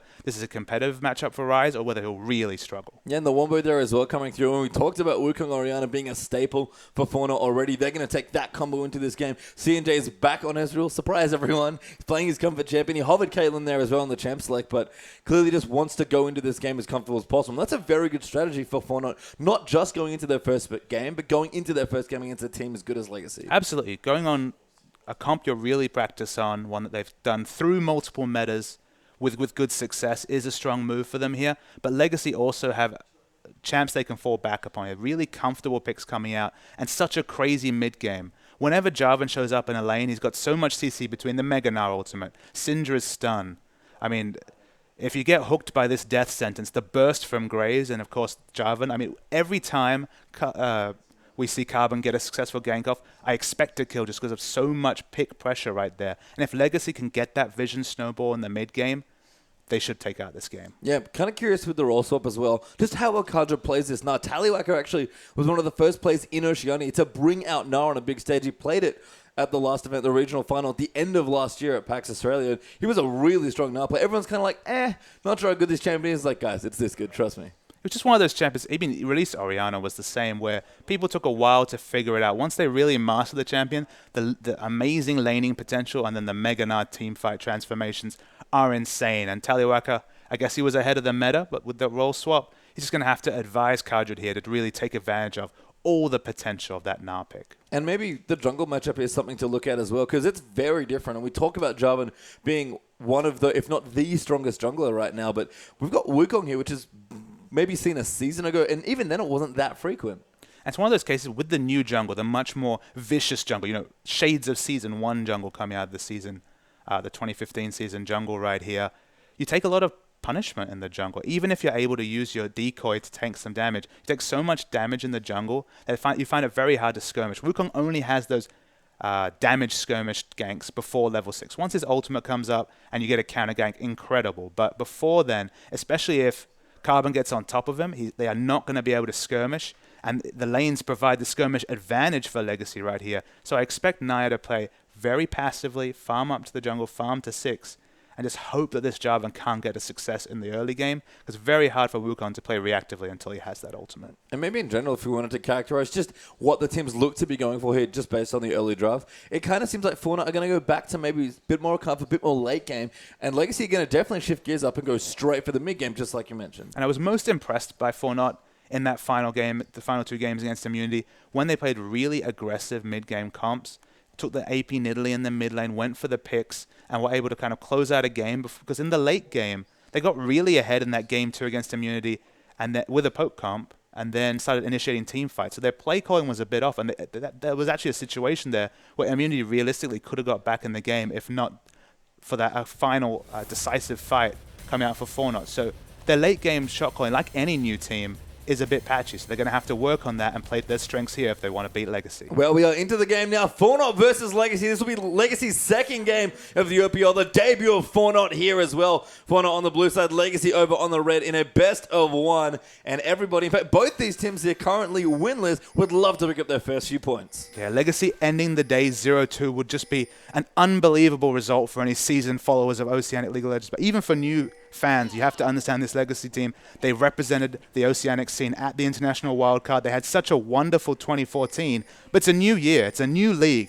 There's a lot of new things right here, and Fornot is definitely not a team to overlook. No, not at all. They looked fantastic in the qualifiers, and Carbon has snuck his way around here. Carbon going to go in as well, and Carlos like, I don't really like what's going on, getting hit in the back. They're forced to flash over Carbon. Thought about following him, but does not instead, with Oriana waiting over the wall, but really strong and creative pressure by the Jarvan. But Pastry Time, we were worried about Carlos's God's laning phase on Rise in a straight-up matchup against Nah. Without Flash in this situation, he's going to have to play so safely, so passively, positioned so far back in the lane against such a high-impact ganking jungler like Carbon's J4. How are you ever going to be competitive in this lane as a flashless Rise? Yeah, a little curious that maybe Fornot didn't consider a lane swap either, although Rise probably suffers against Gravestoche anyway in a 1v2. So very weak-ish lanes across the board, especially in the top lane for Fornot. But if they can get through feeling pretty comfy towards the mid late game, they're going to have a very good team going. I mean, cast your mind back to, say, Royal Club versus OMG at the World Finals, and where we saw a lot of Rise, and the one consistent strategy against Rise was because of his low base stats, even if he picks up a Catalyst, just dive him, because he doesn't have many tools to deal with a turret dive. Now that he's had those base damages weakened, you expect the opposing lane to be higher health values. He's just as turret diveable here. He doesn't even have Flash for the first 5 minutes of the game. I think it would be a mistake if we didn't see Carbon really targeting this Rise, because he has basically no tools to deal with the pressure of Nah and Jarvan. Yeah, it looks like Carbon actually might be making his way up right now, very early on. Could just be getting some vision down, but he's actually level 2 and looking to pressure the Flash away from Carlson's God. I mean, he already got it. Going to go in. Flash's fall gets very aggressive there. Lots of damage coming through. Carbon going to roll in as well, but not quite synced there on that one. And Carbon gives up his Flash for good damage, but no kill. And Carbon is that shot caller, but there was little to no communication with his lanes, or it just Kardred had a bit of a brain fade right there as he went in, he even used his Flash aggressively. Realized he was going to take a turret shot, but must have expected the supplementary damage to come in from Kardred. It's nowhere to be found. Yeah, one hyper proc probably enough. There with a boomerang for the slow as well, potentially. I mean, either or, he's going to hit level 1, still does decent damage there. So, yeah, a bit of a misfire there on the early gank. The Legacy jungler will give up his Flash, but down the bottom now, see Telerak and Ijin pushing in pretty aggressively, sort of what we expect in a Graves Ezreal lane. We see pings on the minimap. Naya was actually supposed to trying to react to that with some early buff steals right here, but probably going to have to blow his Flash. Makes the Dragon angry. Actually tanks the damage, forces the Flash out. Doesn't really want to stand there. So Fornot maybe feeling the nerves a little bit here in their debut OPL game. Everyone flashing pretty quickly actually in this game. I want to speculate. I'm going to speculate for Naya and just say that maybe he hoped that doing any animation would suggest to Carbon that he'd flashed, but Carbon wasn't buying at that time. A seasoned jungler like Carbon wasn't going to buy that and forced to use the Flash. You're just waiting there. Carbon over at his blue now going to pick it up. Carlson's got pushing. Minions being pushed through into his turret. He'll clean them out as best he can. Ryan's okay at hitting minions on a turret, especially when he's health up, but he's struggling very early on. Kardred already 22-7 up. Absolutely. And this is what we'd expect in this lane. A resourceless champion against a nerfed Rise is such a horrible spot for Rise right here. The trades can be okay in a standout matchup. You know, in an instant trade for Rise is usually pretty good. But any sort of extended trade is going to be painful, to say the least, for the Rise. Yeah, Naya going to continue his jungle, hit level 3 and go back. Carbon going to jungle a little while longer, though, at his Wolf camp currently. So we'll see what does go back there. The early Chilling Smite picked up there for Naya, so he's ready to go for a potential early bit of pressure. But without a flash for Wukong, it's going to be a bit awkward. I do like this pickup. He's actually got a pink ward, so we can get some vision early on for his team. And that's kind of the case. If you're going for a level 6 jungler, if you're trying to rush that level 6 to really be impactful in a skirmish, picking up a pink ward or at least relieve some pressure from the lanes right there is a smart adaptation. It is indeed. It's to back down the bottom here. CS reasonable for Tally, but CNJ keeping up well. Zaldo and CNJ being forced a little bit back. Ejim trying to aggressively zone them here. Hook actually landing beautifully there. The shield comes down, but there's the buckshot. Tallywhacker will get knocked off, and now Zaldo could be in a bit of trouble, but a very good trade for Legacy. The skill shots for Ejim were always one of the strongest parts of his play, and it was on full display right there, predicting CNJ's lane movement. They get a nice trade on them, but no damage that's going to super stick, even in this no sustained Janna lane. No, Graves applies so much pressure in these lanes, though. Haven't seen too much of him, though. He's picking up a bit more speed, and it's nice to see Tallywhacker pick him up here in the bottom lane now. And again, try and take it to Fornot a bit more. And this is Legacy already, just from the early movements, much more aggressive than their last game. Just noticed that Nia just picked up their first blue buff at 5 minutes 30 into this game. So after that aggressive early invade, never pathed his way to the blue buff right here. It's going to be a very late blue buff for Orianna and going to struggle as Syndra. Yeah, Nia getting seen, actually. The Scuttle Crab, I believe, revealed him off there with that speed train, giving him away. Carbon up towards the top with his blue. Maybe looking for a dive with the help of Mega now, but Carlos hugging that tower very tightly. He knows he's pretty unsafe here on Rise. And that kind of meta shift that we talked about when we saw some of these kind of outdated picks. We said Nia might be in trouble. Decoys away. Carbon going to chase him in with a slow card. Bounces in there on the knock. Carlos has got it coming around, but Carbon moving in for the damage. Rise actually doing reasonable amounts, but Carbon gets low but doesn't die, and Nah gets first blood. Yeah, good assertive play coming out of Carbon and Kardred right there. Kardred picks up the kill to supplement the CS advantage already grown in the top lane right here. But I was actually going to refer to that. Look in the mid lane. It's not Morello Nomicons coming out from either of these mid lanes here. Surprisingly, we do see Choo-Choos go for a very defensive option in this laning phase. Kind of curious though. I wonder your thoughts, Papa, actually, on why the build, especially for Choo-Choos, is not quite as aggressive as the usual Morellonomicon. I mean, it is worth noting that we've been used to casting on patch 5, and we have seen some gold adjustments coming out to the Morellonomicon here. I'm not actually sure what the current groupthink is on Morellonomicon and Athenes. I just remembered people talking about how much mana regen Athenes had lost after the shifts in mana regen changes they did sweepingly across patch 5. So maybe that is the consensus pickup right there, but still surprised to see. Yeah, I mean, the prices are definitely much more competitive. Morellonomicon was perhaps a bit too cheap in that last patch here. As CNJ and Zelda will move down here, actually clearing out some space in the bottom lane. BF Sword done for Tallywhacker now as well, so he's ready to really start hard shoving these lanes. But CNJ got plenty of money to spend at the shop as well. Yeah, about 1,000 gold has been afforded here between the first blood and just being able to really boss around these lanes once they'd blown Carlos Scott's flash at level 1. It's finally up again here, so he'll be very appreciative of that. But with that Hex Drinker pickup, any all-in, I think, is going to have to go on Kardred's advantage in the top lane right here. But Rise has been doing competitively. Remember, he was so far down CS so early. It's important to note that CS lead hasn't grown yet. Yeah, and Kardred, who was maybe 20 plus ahead or more in the early stages of the game, is still very far ahead. But as you mentioned, Carl's keeping up here. EGM actually going to dive in towards the blue side jungle here, or the red side blue jungle, excuse me. Get some wards down, but not going to go too aggressive on that invade. I mean, the reason the Rise isn't picked up anymore is that they thought, okay, Rise had a pretty unsafe laning phase before. He was prone to those turret dives. Now with those little nerfs, those little shifts, he was that much more risky. But it's worth noting that late game, a couple of base damage nerfs are not going to affect Rise. Rise is still a late game beast, so still has that mana hyper scaling, can really be a beast in the team fight. We remember Going's Rise. It can still be achieved on this patch. It just takes that much longer, and games have been finishing a little bit sooner. That's why we saw that pick fall away, but it's not forever. Good hook there, though, onto Zelda. EGM going to flame back. Tallywhacker will get in now as well. Good damage. Ed does not use the ultimate, knows it's likely not a kill, especially with CNJ's heal up, but that's some great pressure again. Legacy really starting to bully this bottom lane now. Yeah, I mean, EGM never stands statically. He always moves in, goes for those kind of hidden hooks that really get important advantage. He forced Zaldo back to base right here, and they will pick up a dragon off that. So that's a big advantage for Legacy. Yeah, good bit of control here. This should be the dragon uncontested.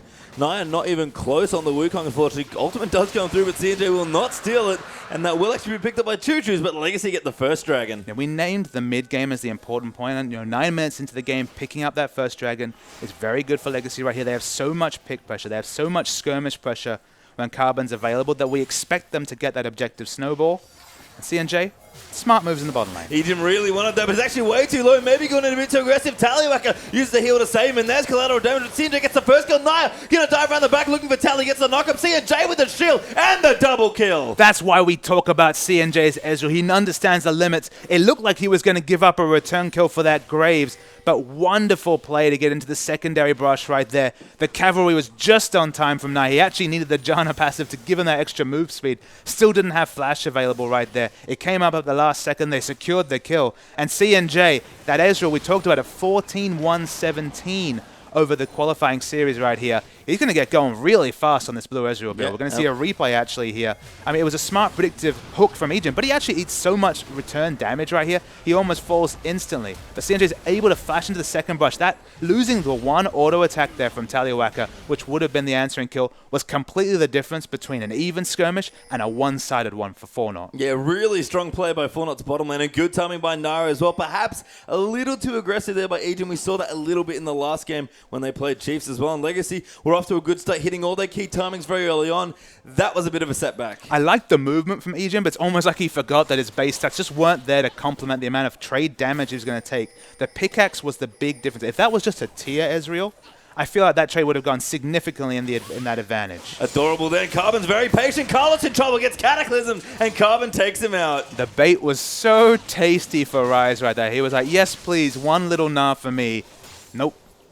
And respectable trade damage as well. Carlos has got Pop the ulti, able to get quite aggressive onto Cardra, especially in mini Gnar form. But Naya now going to have to be careful. Might get tower dived too. And Cardra going to go in onto the Mega now. Going to maybe pop his ulti, pops him into the wall, and Cardra gets an easy kill on the top. Now Moya going to join in as well, trying to zone them off. But Moya's a bit low. The slow does come down. That's going to be a shockwave, draws in Cardra, but Cardra's flashed out. Moya going to run in towards the tower now as well. Can he get to safety? Does. And Legacy are really punishing the top. It felt like there was some 80 carry mechanics coming out from Cardra right there. The predictive flash on the shockwave was wonderful to see from Kajad right there, but the turret dive was interesting, and it was only successful because the really little interesting adaptation right there, he actually used the Gnar ultimate on the only targetable unit, which was Wukong's clone. I did not expect that whatsoever, but of course the area of effect of that Gnar ultimate was just large enough to also launch Wukong into the real Wukong, not the decoy. God's found Kajad backing in the shop, and that's a pretty easy kill for Rise. Bit of an aggressive back there. I did not expect such an aggressive back, but the heat's down bottom as well. That's a stun and a half. There's Zaldo in trouble. There's the Syndra ulti for the second kill as well. And Choo-Choo's casually strolls into the bottom lane for a kill. Summoner's Rift has become the killing fields here, Pace Time. Across the map, that's members of Fornot falling. I mean, Kajad there, he was a bit greedy. He wanted to get that item build, and he was double-clicking on it, found his death tombstone instead. But down the bottom lane, wonderful roam coming out from Choo-Choo's Syndra. That's what we expect from a seasoned Syndra player like Choo-Choo's to do right there. And they pick up a double kill from it. Yeah, both the mid lane is actually getting frisky there into towards different lanes. Moya moved to the top and unfortunately got killed there in the 2v1. And with a good run from Choo-Choo's, picked himself up a kill and secures a second for his team as well. But Athene's is done for both of them. Choo-Choo's about 10 CS ahead there in that lane. But there's a lot of wriggle room. And all of a sudden, without any towers being taken, there is a lot of action going on this map. 25 to 27 CS is the advantage up top. And importantly, that's all spent gold for the Rise. So he's still 700 gold away from the Rod of Ages. We were expecting the tier Rod of Ages to come in 13, 14 minutes in patches past. It's going to struggle to get it by 15 minutes here. So Carlos has got really struggling to get those power spike going. That's what we've seen in terms of power spike delaying coming out from that Rise with the base nerf changes. He can't trade as well, so he gets his items that much slower, and you add about 5 to 10 minutes to the game before we see Rise really as a late game beast. And that's just so much extra time as well to power up here, but if they can get there, Fornot again seem pretty well to hunker down for a late game, but CNJ not going to have to battle Ejim and Taliwaka. Graves has come back, almost completing an Infinity Edge. Very aggressive arcane shift actually by CNJ. Wants to go in, Ejim looks for the hook, but CNJ has already dodged back towards the minions, and again staying very competitive, even in CS at least, in the bottom lane. It's not a favorable lane matchup for Ezreal, so go even here again, so CNJ's excellent play on that Ezreal. Of course, the double kill would have helped him in getting a bit more lane presence. He's over-tuned in terms of items right here, even though that amplifying time doesn't offer too much. Yep, Naya actually juking in there with the deco. Carbon finds him though, and looked up there for a gank. Did not find it. Carbon maybe thinking about a 2v2, but Fornot have backed well and truly away. CNJ going to get hooked and flayed there. Tally going back in as well. Zaldo could be a target. That's a really good split. The ulti comes through, but it actually threads the needle. Carlos has come down as well. CNJ trying to be the bait, but Tally gets the kill that time. Monsoon there for Zaldo to reset Tally. Potentially in trouble, but a good hook there will delay the kill, but not prevent it. And Ejim now running for his life away from Carlos' God. The Q going to move in. The snare comes in as well. Zaldo going to line up. That was an amazing flash though, and the box gets the kill. Ejim, what an absolutely insane play. And now Carlos' God is absolutely dead. Naya chasing it as well. Good double stun there coming through for Choo-Choo's. Now Carby going to dive in, pop the ulti. There's the ulti there as well. Coming through for Choo-Choo's to pick up Naya and Moya. You better run. Oriana pops the distance. Carbon looks for the knockup. A good juke there from Oriana. Choo-Choo's might be able to get it in. The shockwave going to come through now as well. And Carbon still chasing it, almost gets the kill and will secure it. What an insane turn of events. Legacy understand the limits of their champion so well right there, and Ejim demonstrated it with aplomb, able to flash away, get that burst damage in, kill the support there in just an amazing turn, and the cavalry were completely on point. They've turned this game on its head, and now suddenly a 5,000 gold lead almost out of literally nothing. Yeah, and Legacy going to pick up their second dragon as well. Very good pace here for this particular objective. About 15 minutes or so, they'll clean that up. And EGM, I cannot believe he made that play. Flashed through the Giant Tornado, played into the box for the kill. But Israel will go wide to steal the dragon, and Legacy looking very strong. Looking excellent here, pastry time. It's a big turnaround from the first series here. And honestly, we're seeing a bit of the same flavor for Chiefs, but we're going to see a replay first. The first hook comes onto CNJ right here. Now track this kill. He actually dies to a critical shot. He was not expecting this last crit from Tallywacker, so he'll count himself unlucky to have given up the first kill in that exchange. The Rise comes in. Of course, they were baiting for Carlos's God the whole time. And in the minimap, nobody's actually coming down bot right here. So, of course, Carlos's God probably thought, all right, this is going to be a nice little extra kill. But EGM, he's got the evasive moves right here. It takes so long for Rise to shut him down, and I love the return burst onto Zao to understand that situation. EGM lives here. That's what I think you need to notice. Chu just has to flash to get the answering kill right here. But the moment the Chilling Smite comes onto Naya, there's not much Moyo can do right here. Doesn't have ability. He used his dissonance already for damage. Wasn't able to use it to open up. Zelda face checks the brush, goes down to the buckshot, and Tallywacker puts in one more order. CNJ trying to get all the way out of the bottom lane. No help forthcoming. In fact, it's just Legacy moving down as well. A good flash for Ezreal to keep him safe, but Legacy are getting very aggressive. Legacy are all over the map, and CNJ is in dead. trouble. Choo-Choo gets that kill with the ulti. Wow. It's just all coming together in the same game here for Legacy. And up top, it doesn't look like it's going to stop. No, Cartridge is just going in on the Carlos's God Rise, struggling to fight Magano out the back past his tower. He's pushed down one already. In fact, it's 2 quick towers for Legacy. But Cartridge Minino is going to force the flash out as well. And look at that CS advantage in the top lane, close to 50 up now. There's a massive wave right there. Carlos's God really does not want to back away. There's so many minions, about 3.5 minion waves crashing in. And Moya, this is unfortunately the downside of the Orianna pick is sometimes, especially in this Syndra matchup, if you're second to every skirmish, if you're second to every team fight in the first 20 minutes of the game might be over before you get to that crazy late game AP Orianna. Yeah, Choo-Choo's and Tally actually going to force some towers down. There's one going through to the mid. Tally going to work on this one. Probably commits to taking it out. CNJ cannot defend. And that will be 4 towers to 0 actually there for Legacy. And all of a sudden, this gold lead has sprung up almost out of nowhere. 7,000 gold ahead. And now a blue buff steal as well for Legacy. And we said what Legacy needed to do was to get ahead in the mid game. They've just turned on a tornado in the mid game right here. And honestly, Fornot are going to wonder what happened. Just because 5-6 minutes ago, this game was looking pretty even. Rise was struggling in top, but everything else going all right. Carbon diving in, gets lanterned out. Naya, though, is in here as well. Carbon will get flayed back on Naya. Now the ulti coming in after the flash, and that will get the kill. Maybe Egypt going to get chased down now as well. The box gets popped. Carlos's God's in there, and there's the double actually for Naya. So Legacy, perhaps a bit too aggressive there. In the transition, though, off screen, we did see Choo-Choo's once again assassinating the Orianna. Nothing that she could do right here. A lot of members coming, but a smart teleport from Kardrid will give them a defensive option. Flashing in there as well to get the slowdown. Naya in trouble with the hyper proc. He goes back in and knows he's dead. Tries to juke in the brush, but the kill actually goes to Choo-Choo's there as well. And this Syndra, 5-0-2. The 2 carries here are just completely massive. 8-2-3 between Syndra and Graves right here. They're getting picks aplenty, and Choo-Choo's is playing this champion, this Syndra, to a T. And you know what? Choo-Choo's did not have a poor performance on Lulu necessarily in the last game, but that is not his style of champion. We talk about Legacy, we talk about them being very together, having a lot of synergy. It's Carbon and Egypt doing a lot of the shot calling together, and they do make a lot of the plays as well. But I can tell you right now, if Choo-Choo's ever says, I'm making a play, his team follows him without question. And what we learned from that first series is that if they elect to play reactively, if they do choose champions that are going to really struggle in lane, that really have to scale up to the late game, their play calling felt really off. They really struggled to have any relevant team fights. But in this situation, where they went back to that more assertive play, where they gave Choo-Choo's a playmaking champion instead of a reactive champion, it's a world of difference between these 2 series. I mean, Choo-Choo's is just so far ahead. 5-0-2. Just picked up his Zonyas now as well to go with the Sorkshoes and the Athenes. We've got IE plus deal done for Talius. Egypt going to get aggressive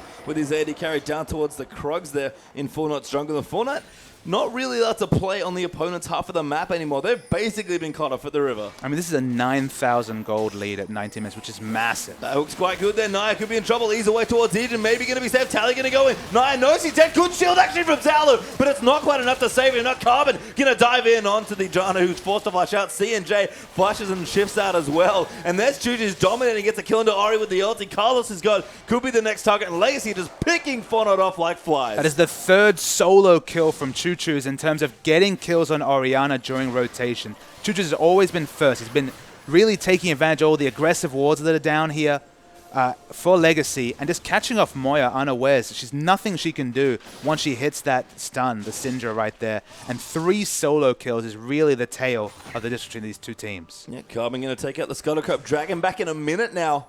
So Legacy going to look to pick up their 3rd consecutive Dragon in just under 22 minutes or so. So again, a really nice control of that objective as well.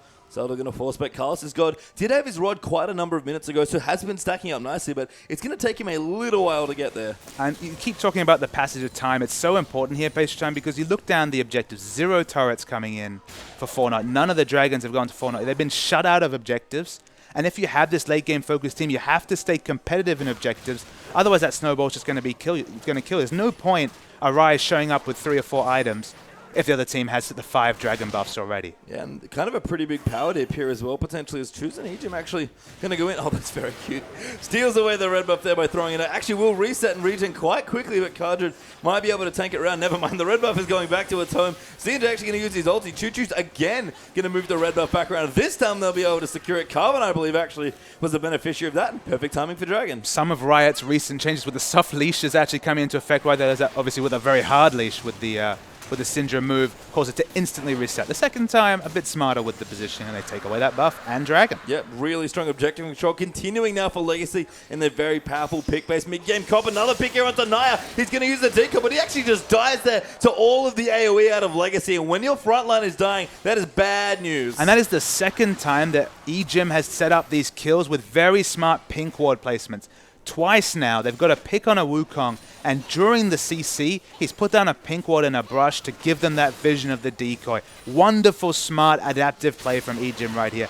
This is the Ejim I expected in the first series. Oh, Choo-Choo's actually going aggressive. Pops his on his Shockwave will miss it, but he hits onto 2. Cardred diving in. Pops White Moya into the wall, and Carbon is going to get that kill without any return there for Fornot. Cardred so tanky in the Mega Knife bomb, and Legacy just picking them off. CNJ gets picked out of nowhere, and Carbon is going to get the double. Ejim's turning on massive this series. Again, the death sentences come in. Pick up the kills right here. I mean, Legacy don't even need to pick up those kills. They've picked up every other objective on the map. They're just having a bit of fun. They're just putting the exclamation points in. And look, they're playing themselves into form, and that's so important in the league since they've completely shrugged off that first game and reset their season right here. They really have bounced back nicely here for Game 2. 10,000 gold ahead, and let's see a replay. Yeah, Choo-Choo's here baits out the ultimate with much aplomb with that Zhonya's. The ultimate onto Moya is good, but she just explodes the Orianna to the crit coming out from Ezreal right here. They tank a lot of damage, but watch Ejim right here. Death sentence number 2 on none other than CNJ. He dies instantly, and they can get away with a couple of kills and feeling great. Just again, such a strong lead for Legacy. 19-6 up in kills, 10,000 plus up in gold, and 5-0 in turrets. They're actually looking to shut out Fornot of objectives here in this game. Absolutely. The objective, we said before, the objectives are looking very difficult for Fornot to claim. None of their lanes are really in a position. They don't have the ward coverage to even hope to go take down a turret when they have, in some cases, their inner turrets down as well. So there's no realistic first objective to really go for Fornot. They're kind of looking for Legacy to make an over-aggressive turret dive, pick up a lucky ace, and kind of push out the maps and get some very quick global gold. I mean, they're on life support here. 12,000 gold lead for Legacy at 23 minutes. And one of the things that Legacy have done so well in the last few minutes is exploit a big power dip here in Fornot's comp. We mentioned the Rise already needing to scale. Blue Ezreal has similar problems, and that's an Orianna without a needlessly large rod yet at 24 minutes almost. That is a big drop for Fornot to try and dig themselves out of. And you almost never see a 0-4-0 Orianna in a team game, just because, of course, Orianna has the shielding. She has so many supportive abilities. The dissonance in a team fight will get you assists. But she's been dying in the transition to every skirmish. There's never been a chance for the Orianna pick to really come up trumps in terms of utility, and it's certainly not going to come up trumps in terms of damage this game. Yeah, and Choo-Choo's continuing to grow in power now as well. Void Staff has been added to his inventory for even more of that pick potential that you were talking about moving down as well. I like that we're seeing something different now that we've had some changes on the 5.2 patch. We've got a Phantom Dancer to pair with that Infinity Edge for Tallywacker. I mean, the Phantom Dancer with that crit chance removed from the Infinity Edge is a smart pickup right here. He doesn't need extra wave clear on that team. They have Syndra for fairly instant wave clear. This gives so much right-click damage coming here. And I guess what Fornot should take away from this series, and what teams should be very reticent to do against an assertive mid-game team like Legacy or indeed the Chiefs, They went for that scaling Rise in the top lane. Blue Ezreal has to scale up. They went for 2 tier champions, and the game's over before those tiers can even transform. And unfortunately for Zaldo, as we kind of look through the items as well, that Magi's is not helping at all in the power dip front either. Could maybe be Mikhail's, maybe even a Locket just to help with some of the latent Cinder damage, but other than that, Fornot pretty much forced to defend basically at the Nexus. Yeah, scaling across the board against fully formed items right here. I mean, you just to compare some of these item builds. The Mana Moon, of course, not even translated into the Muramana at 25 minutes, and the Iceborne Gauntlet is the start of an Ezreal item build, but that's an 18-minute Ezreal item build compared to Infinity Edge, Phantom Dancer, sitting on probably over 1,000 gold right now, so could have that pickaxe as well. So much completed power coming through from Legacy. There's the potential on the Fornot side, but I mean, what's potential if it's never fulfilled? Yeah, and you talked about Legacy as well with their item builds. I feel like maybe even if you just skip the Blast Whisperers, CNJ just gets picked off there by Chujas. Ejim again on the assist train there with that hook. Looking again, does not find Zaldo. Neither could be in trouble, and the siege is on Kadra. So tanky. Actually gets the ulti pop there by Castle's God. He tries to do damage, but the Mega Gnar, even Mini Gnar is actually pretty tanky with the Warmogs, and Legacy going to comfortably siege up this inhib turret. Yeah, and Rise is not to the point here where he can kind of shrug off the frontline damage and explode someone. Of course, Chuchus has the stasis, has a defensive option. Off screen there, when we saw that kill coming onto CNJ, Chuchus was actually alone against 3 people, so Fornot probably thought, all right, he's just going to poke around, but could all in with Aplomb, knew that his team would rotate first. They're going to rotate top as I say it and pick up another objective right here. I mean, look, I'd be surprised if they can stop this objective. I would be surprised if they could even get a turret on the board here, Fornot. Yeah, strong movement there by Legacy to take out that other turret, and things are certainly dire here for Fornot's debut in the OPL Dragon. Back up in 45 seconds. That'll be the 4th straight Dragon for Legacy if they pick it up. And curious to see how aggressively Legacy want to play out their comp. Not necessarily because they have to, because they're worried about scaling at this point, but just for confidence in themselves. You know, we're ahead, we're super far ahead, and we know it. What message can we really send to the other teams in the OPL? I mean, look, it's come across pretty damn clearly in the first 26 minutes, you'd have to think right here. They've completely shrugged off what was a fairly one-sided first series after the first 10 minutes or so. And I guess I'd rather focus on the Fornot side here, just because this is probably going to be another situation where Fornot, they'll enter their series later today trying to pick up that first win. It looks very, very difficult for them to pick up a win here. I'd just like to see the other teams really respect the power of these top teams, respect the power of Legacy, respect the power of Chiefs, go for either a mid-game focused team or really understand that you can't afford to go scaling items in multiple lanes against a pick comp. Because if the pick comp ever gets ahead in the mid-game, you're never going to have that chance to farm up that tier if you really can't even auto-attack creeps because your whole jungle's warded. You can see Ejim and Taliwaka already aggressive. Actually, basically 2v4. An amazing hook there, and Chuchus just wipes him off the Rift. Now Naya diving in, gets the knock up there with his ultimate. Chuchus pops the ulti and says, yeah, mine's a little better right now. Zaldo gonna get aggressive on Kadra, goes Mega, and does tank the turret, but will pop himself out. And that was a ridiculous pick by Legacy. When Ejim's on form, you'd think that Death Sentence was a target ability right there. Took down Ezreal. Remember, Ezreal we're talking about, but the fight's on. Carbon their alley-oop save, finds Moya with the Cataclysm using Carlos's God as a springboard. Now Kadra gonna dive in, slowing down there with the boulder toss, and that's another kill for Chuchus, who's a legendary. Zaldo pretty much at his belt and trying to stay alive and might still die. Does survive, thankfully. The Ignite not enough, but Legacy may just end the game here. They're gonna take a bot turret right here. They have 5 members strong, but the death timers are short at this point. Wukong's already back up here. Going to be difficult to finish off the game off that, so they'll back away here. Baron's a realistic objective. The 5th Dragon's coming in a few minutes right here. Legacy have an embarrassment of options for their next move in this game. Yeah, I mean, then basically all they need to do is not make some sort of horrendous error. And a team like Legacy with this much experience, that's pretty rare to happen. And Fornot, you know, they'll play it out here. They'll see what they can get, definitely get a feel out for playing on maybe a bit more of a stage for them. Someone who don't have as much experience. Actually, Carbon, no, does not get found out. No vision there for CNJ, so just try to look blind. I mean, with this 16,000 gold advantage and with the items they have picked up, of course, their front line is monstrously strong, especially this Nara. I mean, he's crazy in the front line. He's so tanky with that Warmog's armor being completed right here. Legacy can probably realistically afford 1 or 2 small mistakes and then to come back and win the game anyway. But I think it's more important to them to really play at that top level. Of course, they will have access to scrims through the week. They will have other practice options, but this is the top tier of competitive play right here. play as decisive as possible. Don't take the pedal off the metal, because when the big games come in, they want to win those too. CNJ might be in trouble. He's in fact, as Stu just gets another off-screen kill. Just too quick for us to catch him. He's picking people off with so much ability, but almost finished a death cap now as well. And you're right. I think Fornot just needs to say, hey, we're leveling up. We're getting experience. This is our first time playing really against these top teams. We'll take all of the experience we can get. And to their credit, they looked very competitive in the early stages of this game. And look, the comp they picked up, Rise aside, seemed to really play to their strengths. The team that really played excellently in the qualifiers, looked emphatic winners over immunity. We thought they'd actually make a real shake at the standings right here, but they're kind of getting that first introduction to the top tier of professional play. This isn't the Oceanic Challenger Series anymore. This is the Oceanic Pro League, and the step up seems to be pretty clear. Yep, Chuchu's at level 16 on the Syndra. Absolutely horrifying for Fornot to behold. Again, almost finished the death clip. Doesn't really need it. Got a blue buff for his trouble as well. Sidewaves pushing left, right, and center for Legacy with that Baron buff down as well. And it's all but for the formality of this one. But Fornot are going to hang on to as many structures as they can. But unfortunately for them, they don't have too many left. No, they don't have too many left whatsoever. And you have to think the turret dive, once that Mega Nard transformation comes in once again, will be on. I mean, Ejim looked for a hook there as well. That could also start it off. And the cannon meaning we've seen it before. Oh, Ezreal will snipe it off. CNJ does get it. No Banner of Command this time, unfortunately.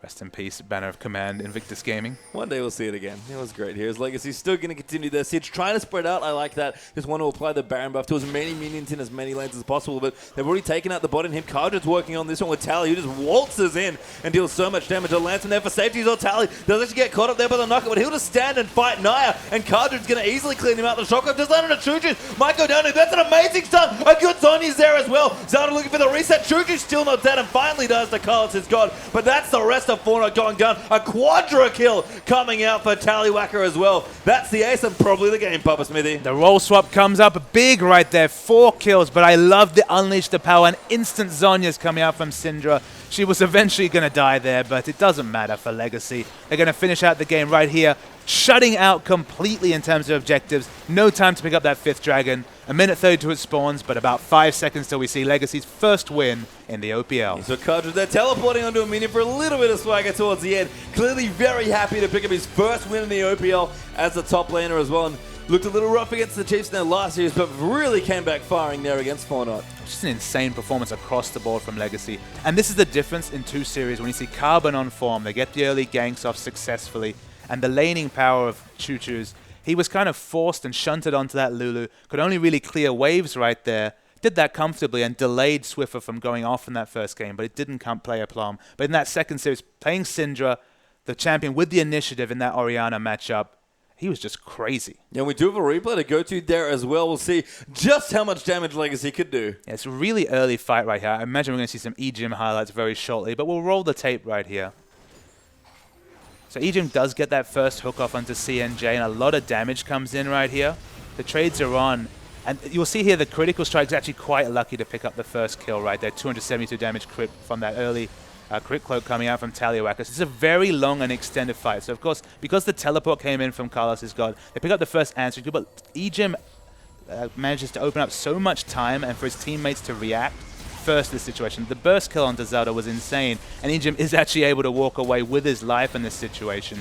But the moment that Legacy are the first to rotate right here, we see the kills come through. First it's onto Naya on the Wukong right there. The base stats not coming through. It was just a sign of smart play calling and good champ focus when it comes to a team fight. It's what Legacy were really lacking in that first series right there. In the first series, you'll remember, they had 2 fairly fed tanks who kind of were always, in terms of positioning, weren't in front of their carries. It just didn't happen. It didn't happen on the same fight whatsoever in that first series. But they're play calling here.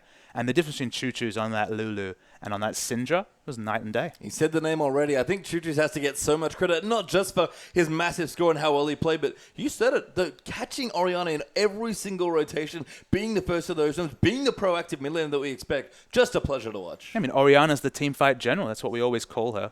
Credit to Swain, of course. You know, he's his own kind of general, but Orianna's all about influencing those fights with all that utility and, of course, the burst coming out from the Shockwave.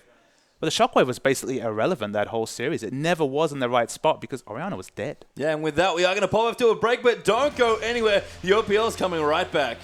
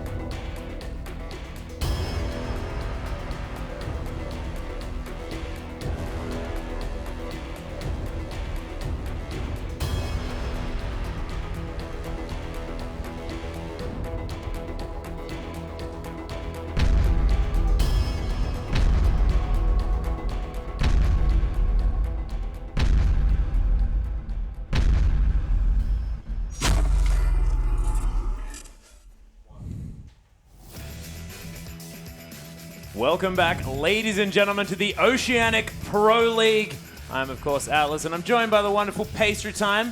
We're going to hop into our next match, but firstly, the MVP from that last game, and it has to go to Choo Choo's. I mean, that Syndra was ridiculous. I mean, it was. Certainly honorable mentions over there as well to EGM as well. If we could give a joint MVP or what I think we would have given it to both of them, but the Syndra there, the strong rotation pickoffs, just incredible Syndra play across the board, and that tag team did a lot of work there for Legacy. Oh, they certainly did, and it's fantastic to see EGM back on an engage type champion as well in that bottom lane, because we saw his Janna more of a disengage type flavor, but when he's on that Thresh, I mean, he looks unstoppable, and like Papa Smithy said, his death sentences look like they're targeted. Yeah, nice switch up there for Choo Choo as well. I definitely like him on something more like Syndra versus something a little more passive like the Lulu. So Legacy maybe feeling themselves out a bit against Chiefs there in Game 1. And Chiefs are back, by the way, guys. They're going to play Sudden Fear in this game.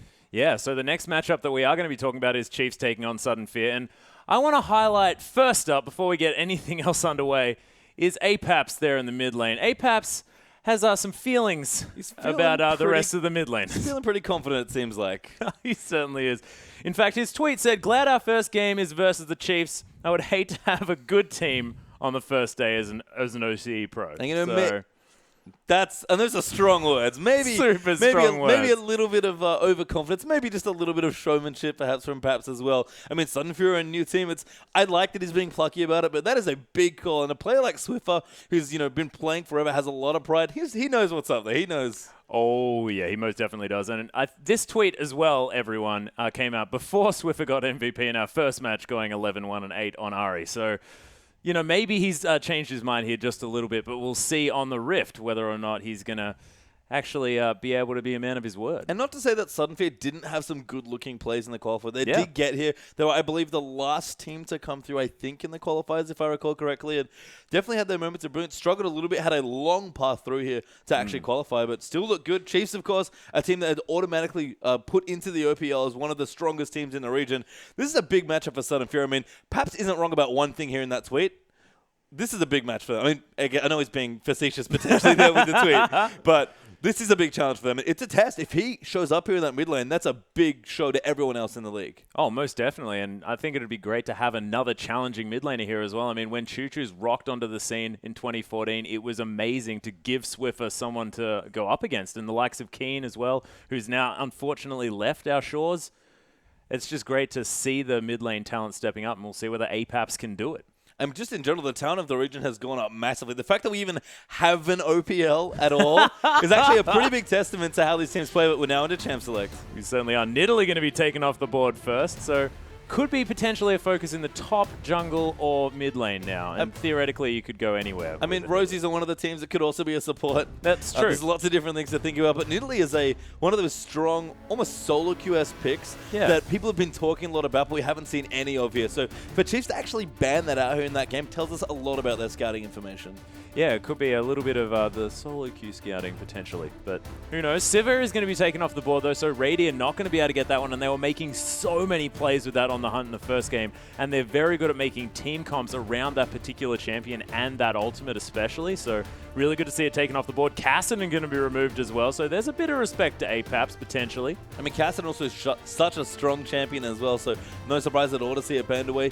Not too sure again how much info Chiefs actually have here apart from Apaps' tweet, which unfortunately for them doesn't give them very much strategic information potentially.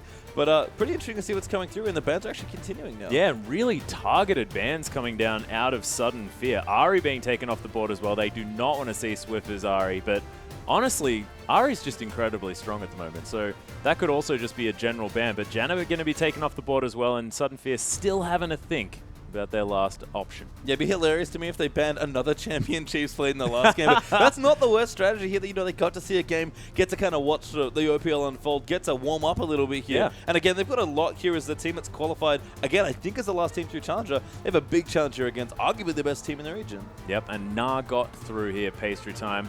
And if Swiper is one of those players that plays 3 champions extraordinarily well at any given moment. And Na at the moment is one of those. I mean, Swiper is a player, I remember from a long time ago, I was like, Swiper, man, what's up with your champion? He was like, I just like to play the overpowered champions. That's what he said to me. He just likes to play the good champions, and I can't blame him. Man likes winning. He's always on top of the metagame. He knows his matchups and picks very well. And apart from Tryndamere, I guess, he always has the top 3 in his pocket ready to go. Oh, yeah, he certainly does. But speaking of top 3, they have let through the Lissandra, which is being hovered here, as well as the Jarvan. So really good picking coming through from Sudden Fear, making sure they can take away those really strong picks. But it's not going to be the Narvin combo. It's going to be that Lissandra and a flex pick as well. Yeah, potentially.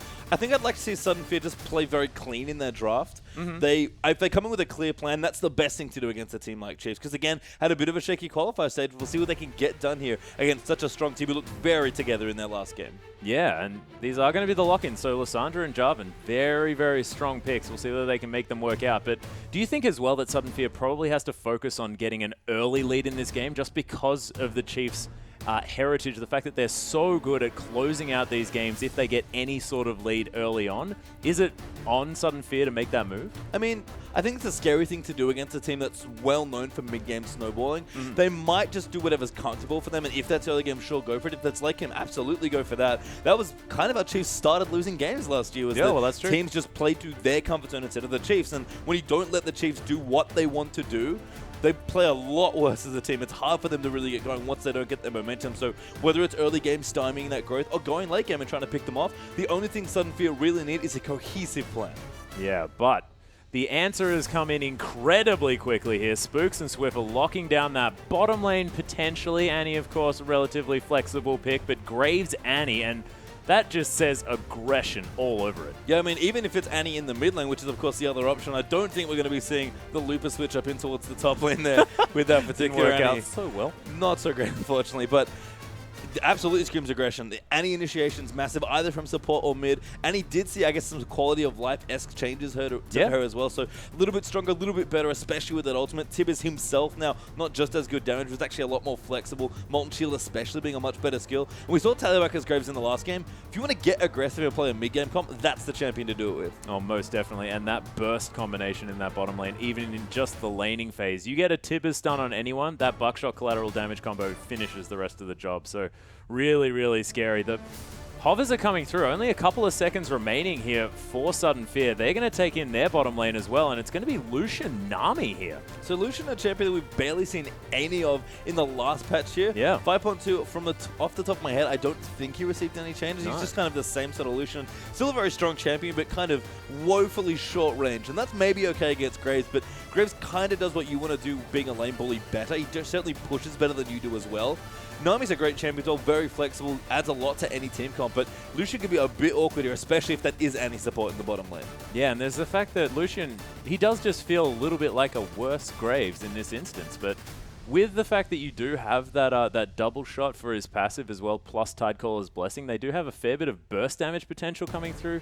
But we'll see whether it does work out, because at the moment, yeah, it's throwing up some warning flags. Well, there's significantly more mobility than Graves. That's probably his biggest advantage as a champion, so that might help out with a lot of exchanges.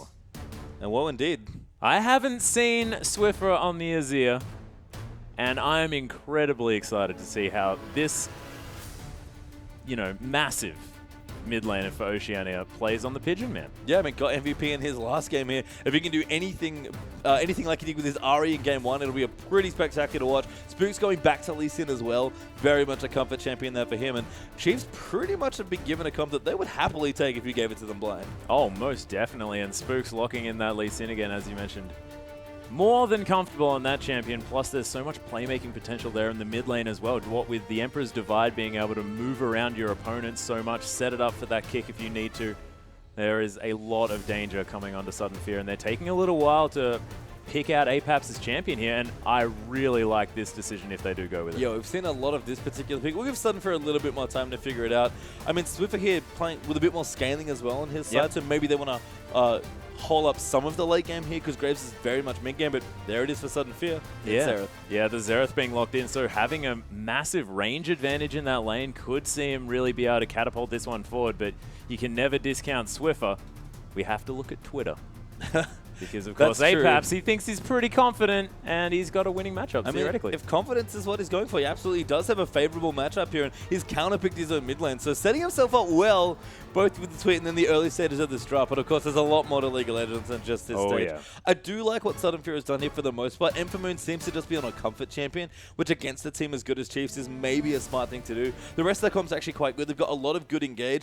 Zeros is a surprisingly good control mage because there's a lot of latent CC. Of course, known for his poke and his range, but it actually does quite well with both a slow and a stun, just dishing out AoE damage, weaving through a team fight. Super immobile if he gets jumped on. But other than that, if you can keep kiting around a fight, get the picks where you want with this comp, it's hyper mobile and a lot of flexibility in the skirmishes. Yeah, it certainly is, and their wombo potential is also gigantic. What with that Frozen Tomb and Cataclysm really setting up Apaps to get that Rite of the Arcane in the right spot.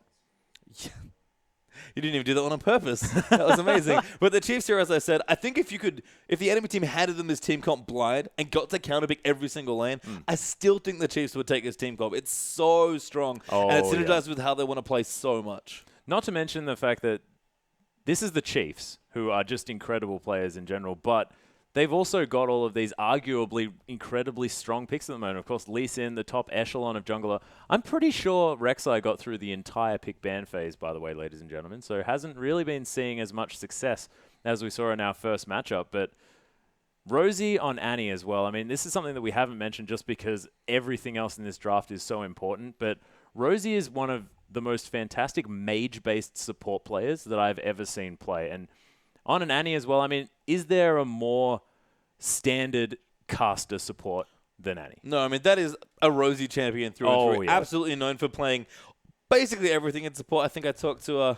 them when they were around recently, kind of moving into the OPL, and they were like, Rosie wants to play Sejuani support. Should we let him? I'm like, I don't know. It's your team. Rosie actually played a unique support champion in every single game that he played in Autumn. And that doesn't surprise me at all. It's ridiculous. A player that's known for, I guess, much like Ejim from Legacy, and that makes sense because they're rivals, really incredible mechanics, lots of strong playmaking ability, and giving him an engaged champion like Annie really beneficial for a team like Chiefs. We saw what happened when Legacy decided to turn it up a little bit and really go for the mid-game and get aggressive. Chiefs are going to have a very similar flavor to their team comp here. Yeah, and could you imagine that it's going to be involving getting a lot of forward vision, a lot of using spooks with the fact that he's going to be getting a Sightstone fairly early? Are they going to be aggressively warding so they can catch junglers in transitions and things like this? Yeah, absolutely. And that's how Chiefs love to play in general. Oh, yeah. They love to get their deep vision in, make picks off. They've got decent champions to do a lot of that as well. And Spooks Lee Sin's not just one of his favorite champions because he's good at it, he likes the mechanics, he gets to do a lot of things that's very versatile, but it suits the Chiefs' playstyle so well. You already mentioned the Sightstone. That's basically an auto build for Lee Sin,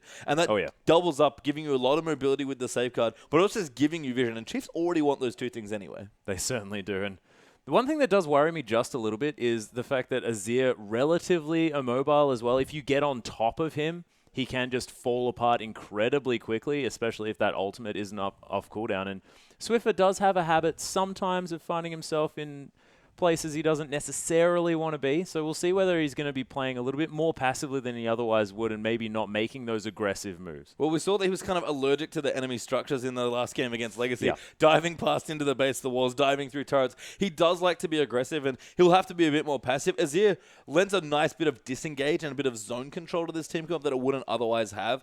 Because other than that, Chiefs are basically just going forward all of the time with their team comp. Yeah, they certainly are. And with all these Sand Soldiers as well, I mean, getting them forward. And if they manage to get these Gnar ultimates in the right spots, the amount of persistent damage coming through from 3 soldiers is stupid. Radio may as well just pack up and go home. Just a fun fact, I'm pretty sure you can Gnar people into his ultimate. I want to know whether it bounces off. Like, can you imagine that? Just like throwing them in and then they all just scatter and fly away. It'd be classic. It would be good. I mean, we might find out. This could be the game. Educational video game. It's a cute little interaction there, potentially. And again, I do like that they're not just going all in on the assassins. We could have had something like LeBlanc, I believe, was open there as well, which Swiffer does play. No. Last ban for Sudden never mind. Don't want to play the assassins. I mean, some of the assassins did get changed. Ari and LeBlanc obviously going to get banned out there by Swiffer as well. But did go for something a bit more control-based, and that does add a nice element to Chiefs' team comp as well. Yeah, and he didn't decide to go for the Zed pickup as well. I mean, this is something that Swiffer has picked up relatively recently. He wasn't sort of historically one of the Zed players when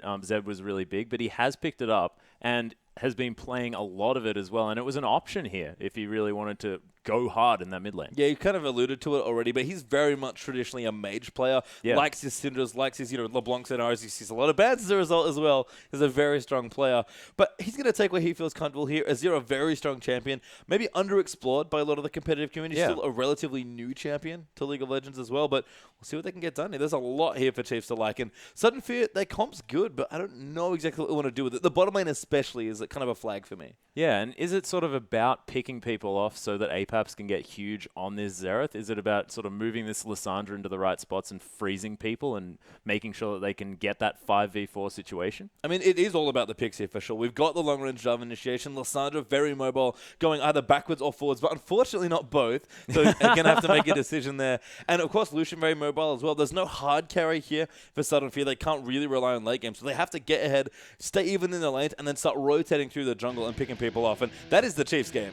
Yeah, and we'll see whether they can employ that specific strategy as we are onto the Rift. Ladies and gentlemen, with the Chiefs taking on Sudden Fear. The Chiefs on our blue side, Sudden Fear on the red this time around. But you can see relatively calm and collected early movements from both of these teams. Defensive. Yeah, just again, going to set up that 4-point defense here are the Chiefs. Looks like both teams actually just going to put some wards in the river and try and cover some of that neutral ground. Make sure the junglers don't get interrupted. Kind of curious to see what happens if we do break into standard lanes, because everyone's got a reasonably strong lane matchup. I feel like Chiefs win the top and the bottom lane just generally, and the mid lane's probably a bit behind for Swift there on Azir.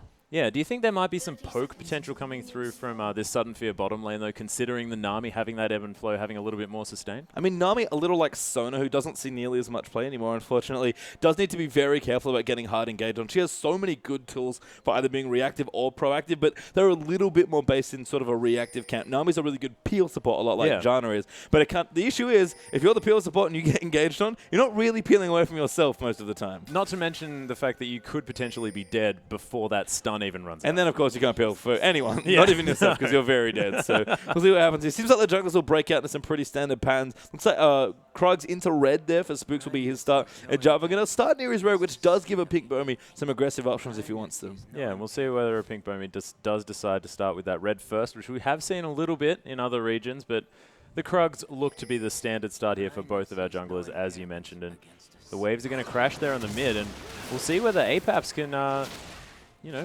stay true to his word. Well, it's one of those funny things where a Pink Bomi might be paying a lot of attention to the mid lane. I think people for a long time talk about how Spooks and Swift have been playing together for ages, and for a while they were kind of glued together in the mid lane here. Yeah. Spooks was always there, showing up in that mid lane to help Swift, right? That's certainly changed a bit. The Chiefs definitely have maybe a much more balanced sense of play now, but perhaps might just be going like, you know what, I made that tweet, I'm going to win this lane. You better come gank for me, Pink Bomi. And right now, he has a life lead, so APAPs, I believe you. I mean, this matchup is certainly decent for Xerath. It's not hard counter or anything like that, but it's favorable for sure. You both are basically trying to outrange each other, but Xerath just does it a little more consistently. His CC, especially in the early levels, is quite a bit better. Swiffer is going to get aggressive here, but when you're trading a couple of orders at the same range as one big burst of spells, it can be tricky, but Swiffer, nice little trade there in the mid. Yeah, manages to get that auto-attack combo as he dodges out of the way of an Arcano Pulse as well. Nicely played. Swiper about to turn into a big Gnar. As Pink Bomi actually discovers Spooks here. Aptly named as he gets a little bit spooked as he walks away from that one, but he's going to go straight back and finish off that camp. And Pink Bomi here almost had an opportunity there. I mean, he could have gone in. I think he was afraid that Swiper was already looking to come down as well. Lissandra can't really provide as much as Gnar can in the early levels because Mini Gnar is just so obnoxious in the laning phase in the early stages. Swiffer could be in trouble. Pink Bomi's going in. He's been caught. There's the stun landing as well from APAPs. The spike to come down, but there was no E. Swiffer just ease over the wall. Thank you very much. And Spooks is here as per usual. Yeah. Sonic Wave's going to land, and APAP's got to be careful. Yeah, Spooks with the double buffs actually getting quite aggressive there, and Pink Bomi going to look for the level 2 gank, which is maybe some of what we were expecting here. And unfortunately for that, the misfire is going to cost Jarvan his buff. He's getting to his blue buff quite late, and Spooks is already there. Yeah, Spook's actually hanging around, wanting to give him a bit of his own medicine here on this Jarvan, potentially. And Pink Bomi looks to be just hanging around, doing some wolves, but you can see the rotations coming through already from the Chiefs. Rosie well up here, taking away this blue buff, and that's a 3-buff start potentially here for the Chiefs, but Brawler's here.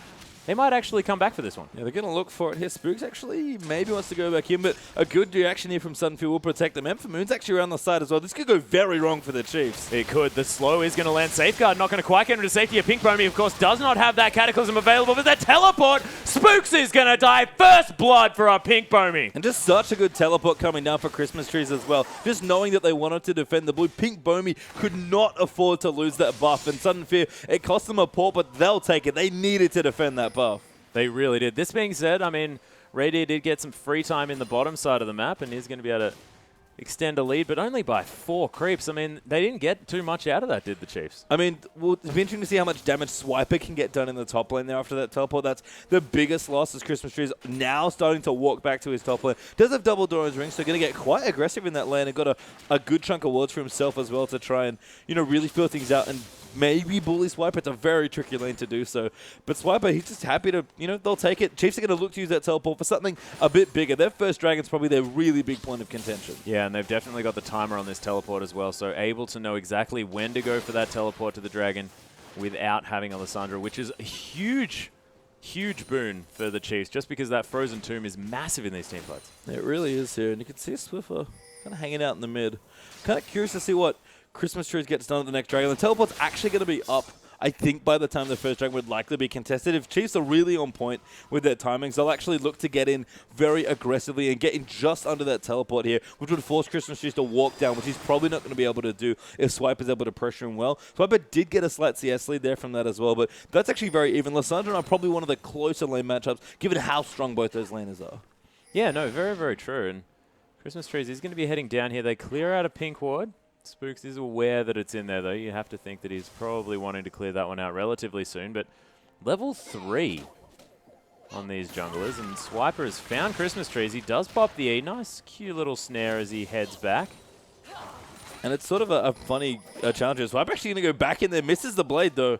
And we'll just get a little bit of damage with Hyper. So Swiper going to back off, maintain control of his lane quite nicely, look to keep bullying, but until Lysandra, when Lysandra hits 6, this dynamic changes completely, because Gnar has kind of a semi all-in with Mega Gnar, where he can just bounce on top of you, Gnar you into a wall, potentially go in. In fact, maybe he's going to do it now. Yeah, he has actually managed to hit that level 6. Christmas Tree is going to get thrown back into the other wall, but the E's there as well. The flash, though, from Swiper picks himself up the kill. Easy solo in the top lane. And a solo kill, you said it. That's very rare in pro-level play. So Swiper going to feel very happy there in the top lane. He's such a strong player. Arguably the best top laner in the region. He'll definitely be feeling confident after that solo kill. Yeah, and a Pink Bomey actually has found himself in this bottom side, looking to put some pressure onto the Chiefs as well, as Rosie and Radier are heading back relatively scared. Oh, Rosie actually going to get caught by the Aqua Prison here as well. M for Moon's actually going to be able to pick up that kill as well, but Swiper's in here from the back, hits him with a boomerang, and we'll see whether he can get any follow-up kills. Radier's continuing to auto-attack, but he's poisoning himself from that Gromp. And M for Moon, lots of creeps. He's going to be fine, but 1 for 1. Yeah, a decent teleport there for Swiper, but unfortunately in mini-Gnar form, all he can really be is kind of a crappy AD carry there in the bottom lane. He basically just came in to do enough damage to get the trade kill there, and Rosie could not juke that bubble. You saw him realizing he's already made a mistake, trying to waddle back, and it was far too late. Yeah, waddle is exactly the word when it's an Annie with no boots. Has picked some up now, so maybe not going to be waddling quite as much there on the bottom side of the map.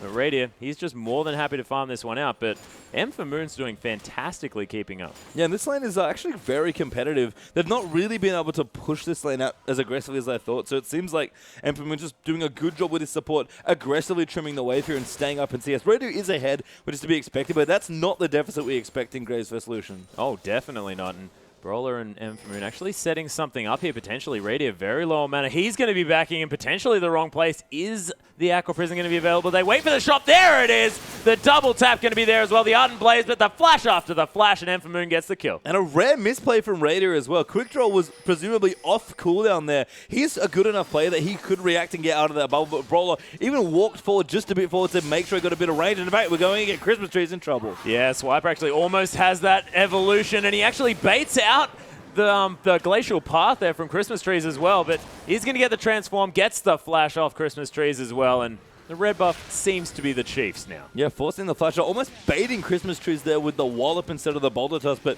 the slow must not have been back. In fact, the red buff's getting contested now as well. Yeah, Swift has come around here as well, but there's the Gnar, and Pink Bomey's just getting obliterated. Spooks picks up that kill. The red buff going to be going over to him as well. But right at the arcade, double kill already. Swiffer now in a very uncomfortable position. Is going to flash out. Glacial pass there, though. And Swiffer so low without the flash. Triple kill for Apaps, and I believe it. Yeah, he's making that tweet really kind of come to fruition now. Triple kill is going to be a massive boost in gold. And it's actually 6-3 in kills for Sudden Fear.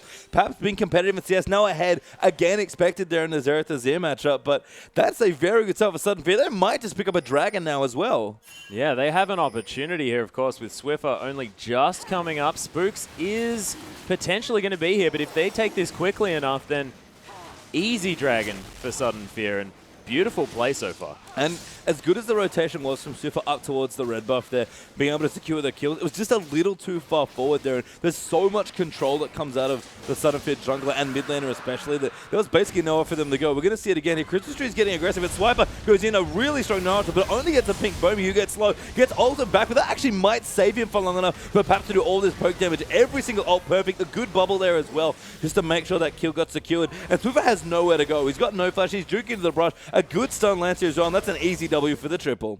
Yep, beautiful play from Apaps, and landing every one of those ultimates, even though they were relatively, you know, just let's do a little bit of damage with a small spell because everyone was already basically dead. But nice play coming through from Xerath, and man, after that level of smack talk, I would have thought that, you know, maybe he was being sarcastic, but so far, looking pretty good. No. Spooks has found his way into the top side, though. No flash on Christmas Trees. He's going to follow the glacial path, but gets a rock thrown at his head.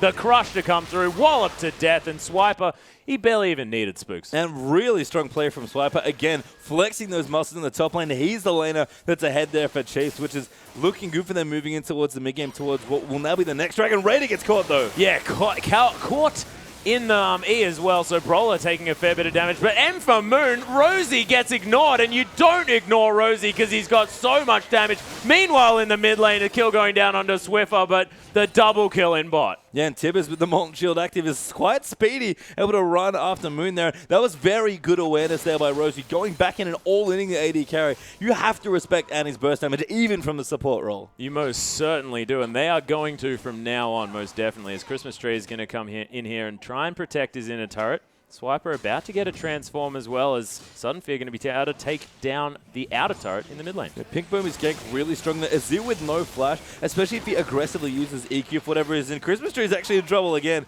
Will get out from Swiper. He actually does have flash, but not going to go in yet. Doesn't quite there in bounce range. Christmas Tree has been a bit too aggressive here. Does have his ulti. Maybe he's trying to bait something. Potentially. The Nara is, of course, on cooldown for the next little while, but Christmas Trees does have to be careful. Yeah, and I like this from Swiper as well. He's got no vision really at all in the river or in any early parts of the map, so doesn't want to overextend. Assumes that Christmas Tree is actually kind of mind gaming him quite nicely there. Has someone around, so he backs off, but he's got a massive lead here in the top lane. Got an early Hex Drinker already to help with the trades, and now has the Spectre's Cal plus the Ruby Crystal. Yeah, and with this double AP comp as well, you could imagine a very good idea as that Banshee's Veil is going to really help him out, especially when he wants to try and get those Nars in the right spots. Not going to get stunned out of it by Apaps, as the Scuttle Crab going to go down in the river here as well. And the Chiefs looking to set up for a potential Dragon, but I'm not even sure whether they had the timer on that one when it went down. And Nara's just such an important element of the combo as well. And I think you're right, they don't really have that time. But Pink Bomi getting stunned, though. Yeah, he gets caught by Rosie. There's the kick. He gets smited, but Spooks, he's going to flash after him. Maybe a little bit of a slight damage miscalculation, but they get the kill. Yeah, really nice smite there from Spooks. It's so fun to see people getting smited here as well. Maybe a bit of a miscalc, as you said, but we should be okay. And as I wanted to mention with the top lane there, the fact that Swiper's getting bigger on the Nara is not just good for Chiefs, given how strong a player Swiper is, but Nara's a champion that really needs to get in amongst the Sudden Fear players and just basically throw them to the wind in a team fight here. Sudden Fear team fight is all about control, mobility, and getting picks. And if Nara's in there disrupting you, that makes it so much harder. Although ulti from Xerath almost getting the kill. Just misses, though. That was so close on that Q, but Swiper's just going to waddle out happily. And 3-1-1 now for this Nas, still looking strong. The CS lead's closing a little bit, should close almost completely as Christian Trees has now got some free time in the top lane. But again, if this Nar gets big, it is so hard for Sudden Fear to get the Nar away from the team comp if he's able to tank all the AP damage. Oh, most definitely. Apaps still trying to get some harass down onto Swiffer, but He's at full health, full mana. Pretty happy on this pigeon. And staying competitive in CS as well. The goal is going to be pretty interesting between those two mid laners. There's actually a 1,500 gold lead or so up. Those Brawler's getting... Never mind. Yep, he's dead. He's very dead. Most definitely dead. Spooks, again, almost unnecessary here in this bottom side, but... Man, this Annie needs to be respected. Yeah, and this is the burst combo that you talked about, Atlas. There's so much upfront damage coming from collateral damage, buckshot, and Annie's spell combo as well, that if everything's able to land, Annie stun sets it up so well. Graves, when he can quick draw in and get in close, basically melee range with his shotgun, does the maximum amount of damage. And you saw what happened to a squishy support like Nami when he eats all the damage. Brawler basically just melted. It was terrifying to witness. So Mermaids didn't exist on the Rift for a little bit longer there, but the Chiefs now trying to consolidate vision around this dragon. A minute until that one's going to be up again. And Moon, he's just being caught. Yeah, he gets stunned up there. Nothing you can do. Raider actually going to be the recipient of yet another kill. So strong play for Chiefs towards the bottom side of the map. Swiper taking over the top. Suttonfield were ahead in goal by a few thousand, would you believe, maybe 5-6 minutes ago. And that's all turned on its head now. Yeah, and this is something that we actually mentioned just before Champion Select as well, is whether it was important for Sudden Fear to get that early lead. And you said that it wasn't that necessary because of the Chiefs' mid-game rotations, and we're seeing it right now. I mean, Sudden Fear played a very competitive early game, and Paps is the big story here for his team. It's funny that he would, be so confident on Twitter and make a call like that, but he's 4-0-1 in this game. Yeah. Beating Swift and CS by a couple. He's not highest in the game, but second highest. Definitely, kind of putting his money where his mouth is in this particular game, but he needs to do quite a lot of lifting, especially at this next dragon fight. Yeah, Spooks going to get spotted here by Brawler as the blue buff does spawn. We'll see whether the Chiefs decide to contest this one. Doesn't look like it. It is only Annie and a pink Bomi, but they may have to trade this for a middle lane out of turret. I mean, they might not be too concerned. Sudden Fear looks like they're going to rotate back in, although a little too late there, unfortunately. Xerath wave clears very well, but if he's not there in time to wave clear, it doesn't do you a whole lot of good. Swiffer actually might get aggressive. Perhaps could be in trouble. Man, for me, kind of cut off as well. Yeah, and if they cut off like this, it does make that Emperor's Divide very useful, but the Chiefs decide to play it a little bit safe, as Apaps does have a lot of poke potential. Yeah. Good to note as well that this would actually just be Chiefs' first dragon. It is good to shut your opponent out of dragons if possible and in some ways snowball the objective. But Sudden Fear, they've got a good poke. They could actually maybe force Chiefs off, but Swiffer very intelligently staying in the mid lane, basically just to scout and zone people away. And Chiefs are probably going to get away with this dragon for free. Oh, it has actually taken half health, but they've disengaged off this one. Sudden Fear are now around here as well. Lissandra's moved around. Swiper's here as well. Doesn't have a lot of rage, though, and that's going to be very important for this next fight because he has to build that one up. Of course, Mega Gnar is so important in these fights. And the Chiefs again putting pressure on this dragon, but now it's a 50-50 situation. We'll see whether Sudden Fear want to do anything. There's the Glacial Path to come in. They do manage to secure the dragon. It actually gets taken by Moon of all people. But easy dragon pickup for Sudden Fear, and they deny the first dragon from Chiefs. They actually, deny the first one and pick up the second for themselves. And crucially, Swiper could not get away in there. He was half health, chunked out there, moving in from the top lane down. He did have his teleport, but didn't have time to go back home. And Chiefs maybe started the dragon a little too early, actually, there, and really pay for it there. They're down in that objective now.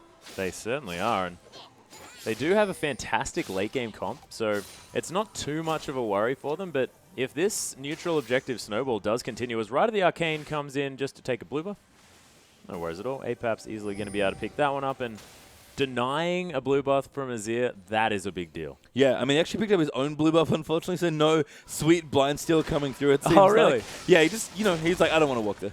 Ah, fair enough. It's like, Ping Boom, can you bring in the blue buff? He's like, no. It's like, okay, I'll take it from you then. That's fine. He wanted it delivered. It wasn't happening. So, sent a courier to go pick it up and did manage to get it for himself. Ulti will be on a cooldown for a little longer, but it shouldn't be too bad there. Ping Boom going to head back now. It's on. Apex again, the cocky player here is looking strong for his team. Now pick up his death cap. Yeah, exactly. So he's 2 items strong already before Swift has even started anything like a second item. So looking fantastic on the side of Sudden Fear. And you know that when a Xerath gets this fed as well, he has so much AoE damage potential that he can almost rip through a whole team if they're lined up for it. And we talk about control as well on a champion like Azir, but Xerath, as I sort of mentioned in the draft, does have actually very similar properties, especially when he's ahead. And Xerath's damage is felt much more instantly. He's more poke and bursty based. Azir is much more of a sustained damage champion. Quite a bit better in the late game if you can position your soldiers correctly and actually do damage. The ulti and the knock-up with the EQ does do reasonable damage as well. Perhaps, though, the thing that's really good for Sudden Fish, he's going to be able to apply a lot of pressures. Perhaps could be in trouble, but everyone's saving him. Yeah, Emperor's Divide actually not going to work. He gets bounced over the top. Nice shot there from Spooks, and a pink Bomi. He's going to die as well. What beautiful play. And someone has to be proactive. Spook's actually going to keep chasing. Yeah, is the Resonating Strike going to come through? He does. He rockets over towards Moon, but Spooks, he then gets caught by that one. Swiffer coming through very aggressively. There's the Frozen Tomb. Swiffer pops his heel. He's going to die, though. Moon picks up that kill. Christmas trees for the trade, and Moon now needs to run away. The hyper potential. Rosie with the flash. The sailing in Lee Sin secures that kill. And a really nice move there for Chiefs. Very aggressive, like you might expect, between Spooks and Rosie, setting up kill after kill after kill. Swiffer even gets himself in there and goes and overextends to give his team more kills. So Chiefs knocking down some more turrets now as well. They might be denied on Dragons, but they're pretty much ahead everywhere else. They certainly are, and making sure that the Chiefs especially get this level of structure lead means that they can open up this map with wards. But here's the replay. Yeah, so that was the sickest kick into the wall that I've ever seen here. There's Paps just getting bounced over and instantly killed Spooks with a great flash kick. Bomi gets stunned immediately by Rosie, and now the chase is on here for Chiefs. So they have trouble catching. Christmas Trees does a great snare there into Spooks, and even fades away for the E, maybe to bait them in. But Spooks rides all the way over. He's got a Q tagged on him, and here's Swiffer going so aggressive. Gets ulted there and almost dies. Rosie with a beautiful double stun for Tib as he does go down. Moon actually pokes over the top to get that kill. But now the chase is on here for Chiefs. They just go in. They've got plenty of follow-up. They don't even need more stuns. And Moon just gets eaten by the rest of Chiefs. And that was such a beautiful max range Sonic Wave as well there by Spooks. Just tags him over the wall. Amazingly well played. And he just looks so comfortable on Lee Sin, you have to say. And comfortable is the right word here. He's so patient and so aware of how the mechanic works. He waited multiple times, hitting those long-range skill shots, waiting for the gap closer to be used to continue to chase for his team. And that flash kick as well to set up Pink Bomi. Azir ultimate aside, which was really awesome to watch. That was just a very executed engage by Spooks, very decisive, and that's the type of things Chiefs need to do in this game, and honestly leading on to the league as well, if they're going to continue to be the force that we expect them to be. Almost definitely, as they have rotated here to the bottom side. This inner turret is under fire as Rosie's just launching himself at Moon, who has to be quite careful as now that the minion waves come back, this inner turret definitely going to die. Only one inner turret left for Sudden Fear on the top side of the map. And you can see it's only a couple of turrets to 4 now. Yeah, I mean, it's Azir, of course, making things complicated. Yeah, I was very confused. I looked at the number, I'm like, hang on, guys. With the turrets. But Rosie is actually going pretty next level with this Annie build. I don't know if you noticed, he does have the standard sight zone plus mobility boots with distortion. That's what I coined in the LPL as the Makako Tabe special. He was kind of the original support Annie player, but Rosie has taken it to another level with a righteous glory for basically a talisman-esque upgrade here. In fact, he doesn't have any gold generating item, I just noticed. No, he actually sold that, I believe, to pick up the beginnings of that one. Apaps is dead as Spook's just flying in for all of these kills. Christmas Trees is now caught up. That is going to be locked down eventually. The double kill now for Spook. 6, 2, and 5 on this Lee Sin, and he's got his carry pants on. Yeah, it's such smart play continuing for the Chiefs here as well. Looking just, again, so comfortable in these situations.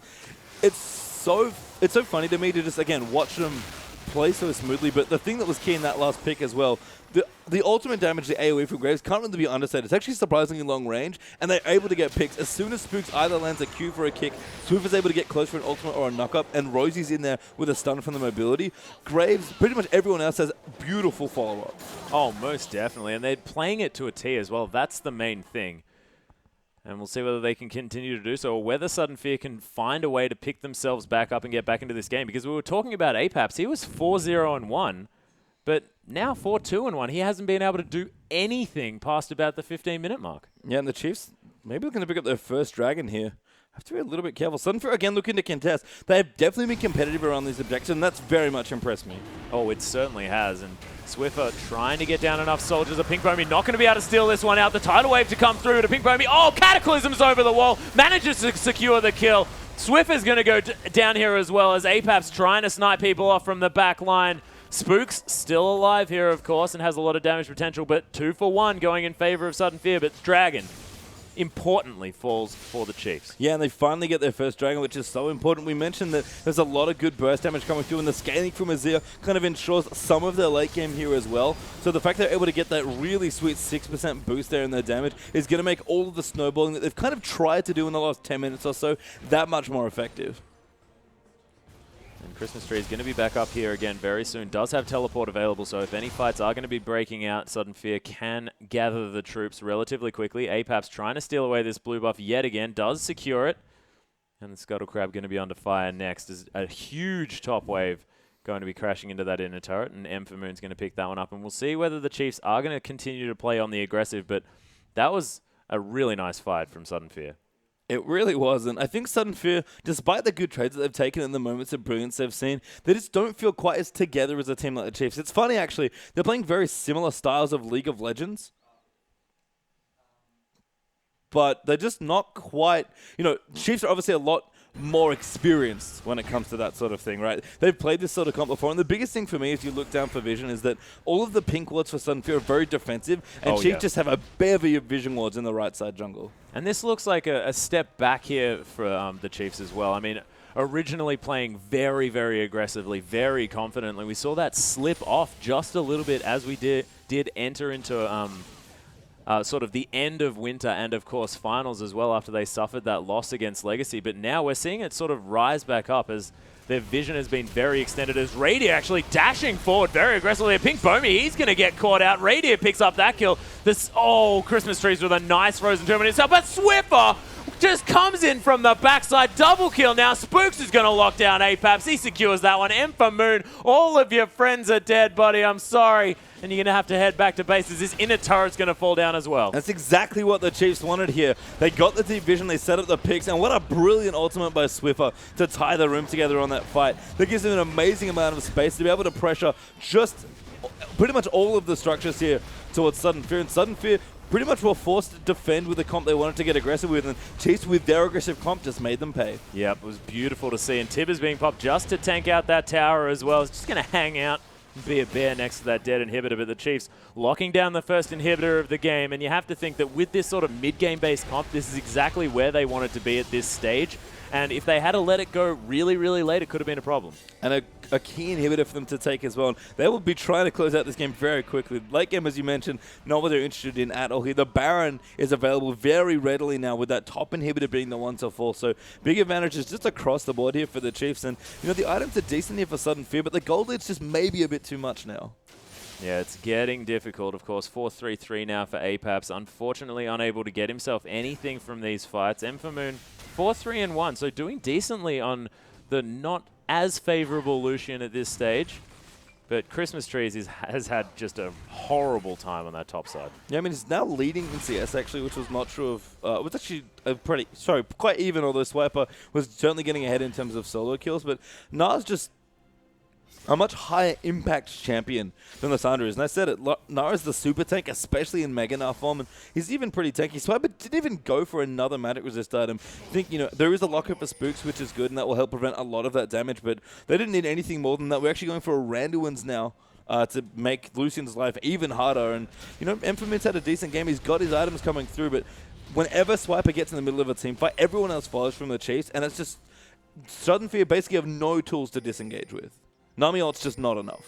Yeah, Tidal Wave just hasn't really been working out for them because the Chiefs, as you mentioned, they have so much CC consistently as well. I mean, yeah, they've got Annie to start off these fights, but they can also use those Sand Soldiers to get the slows, to get the small knockups as well with that E.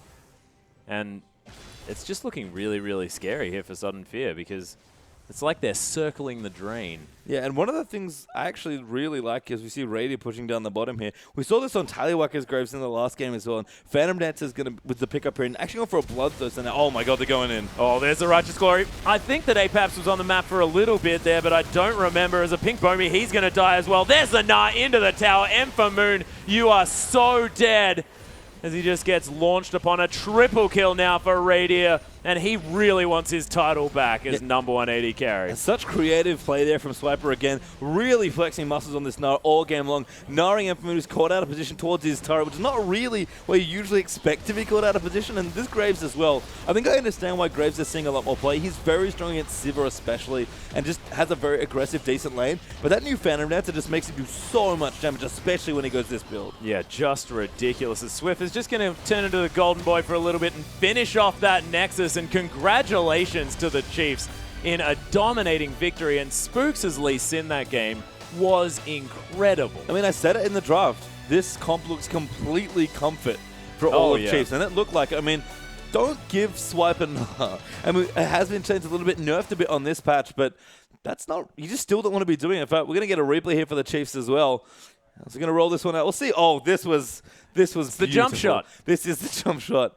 I mean, we talk a lot about, Jarvan and dunking and Lee Sin and being very stylish. But this was an alley-oop, basically. Spooks, you can see lands the Q1, waits for the wave, and then flash Qs him right into the wall. No one else from Sudden Fear can actually get in past the Azir wall. Pink Bombi goes in, maybe a little bit miscommunication there with his team, and gets blown up here. Another chase continues. Spooks waits again after the snare and the E is gone to chase through there. Does get bubbled up there, and Swift, I was like, okay, I have to initiate now. Goes in, gets ulted there, and the chase is just on it. A beautiful double stun secures it there. Infamy gets a good poke kill over the top to make sure he gets Swift. But Brawler and Infamy just get chased down here.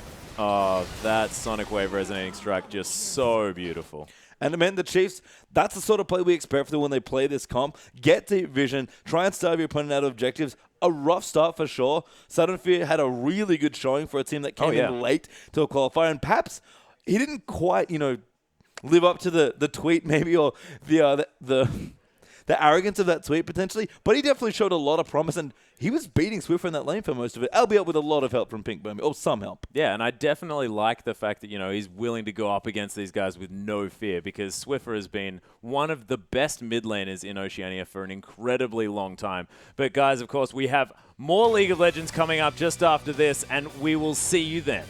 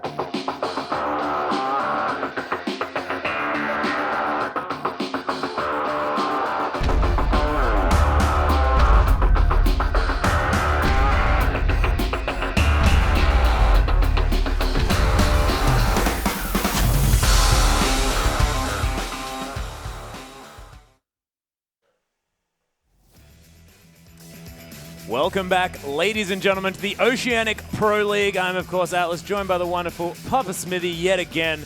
And we have our final match for you tonight between Sudden Fear and Fornot coming up in just a sec. But first, the MVP for our last match, and the Chiefs' Spooks was an incredible Lee Sin. 8, 2, and 12, and landing every Sonic Wave he needed to. And let's be real, the moves that Spooks pulled off in that series wouldn't be out of place in a John Woo movie. I thought they were choreographed. That's how awesome he was. He was flying all over the map. The Observer couldn't even keep pace with those resonating strikes that were coming in.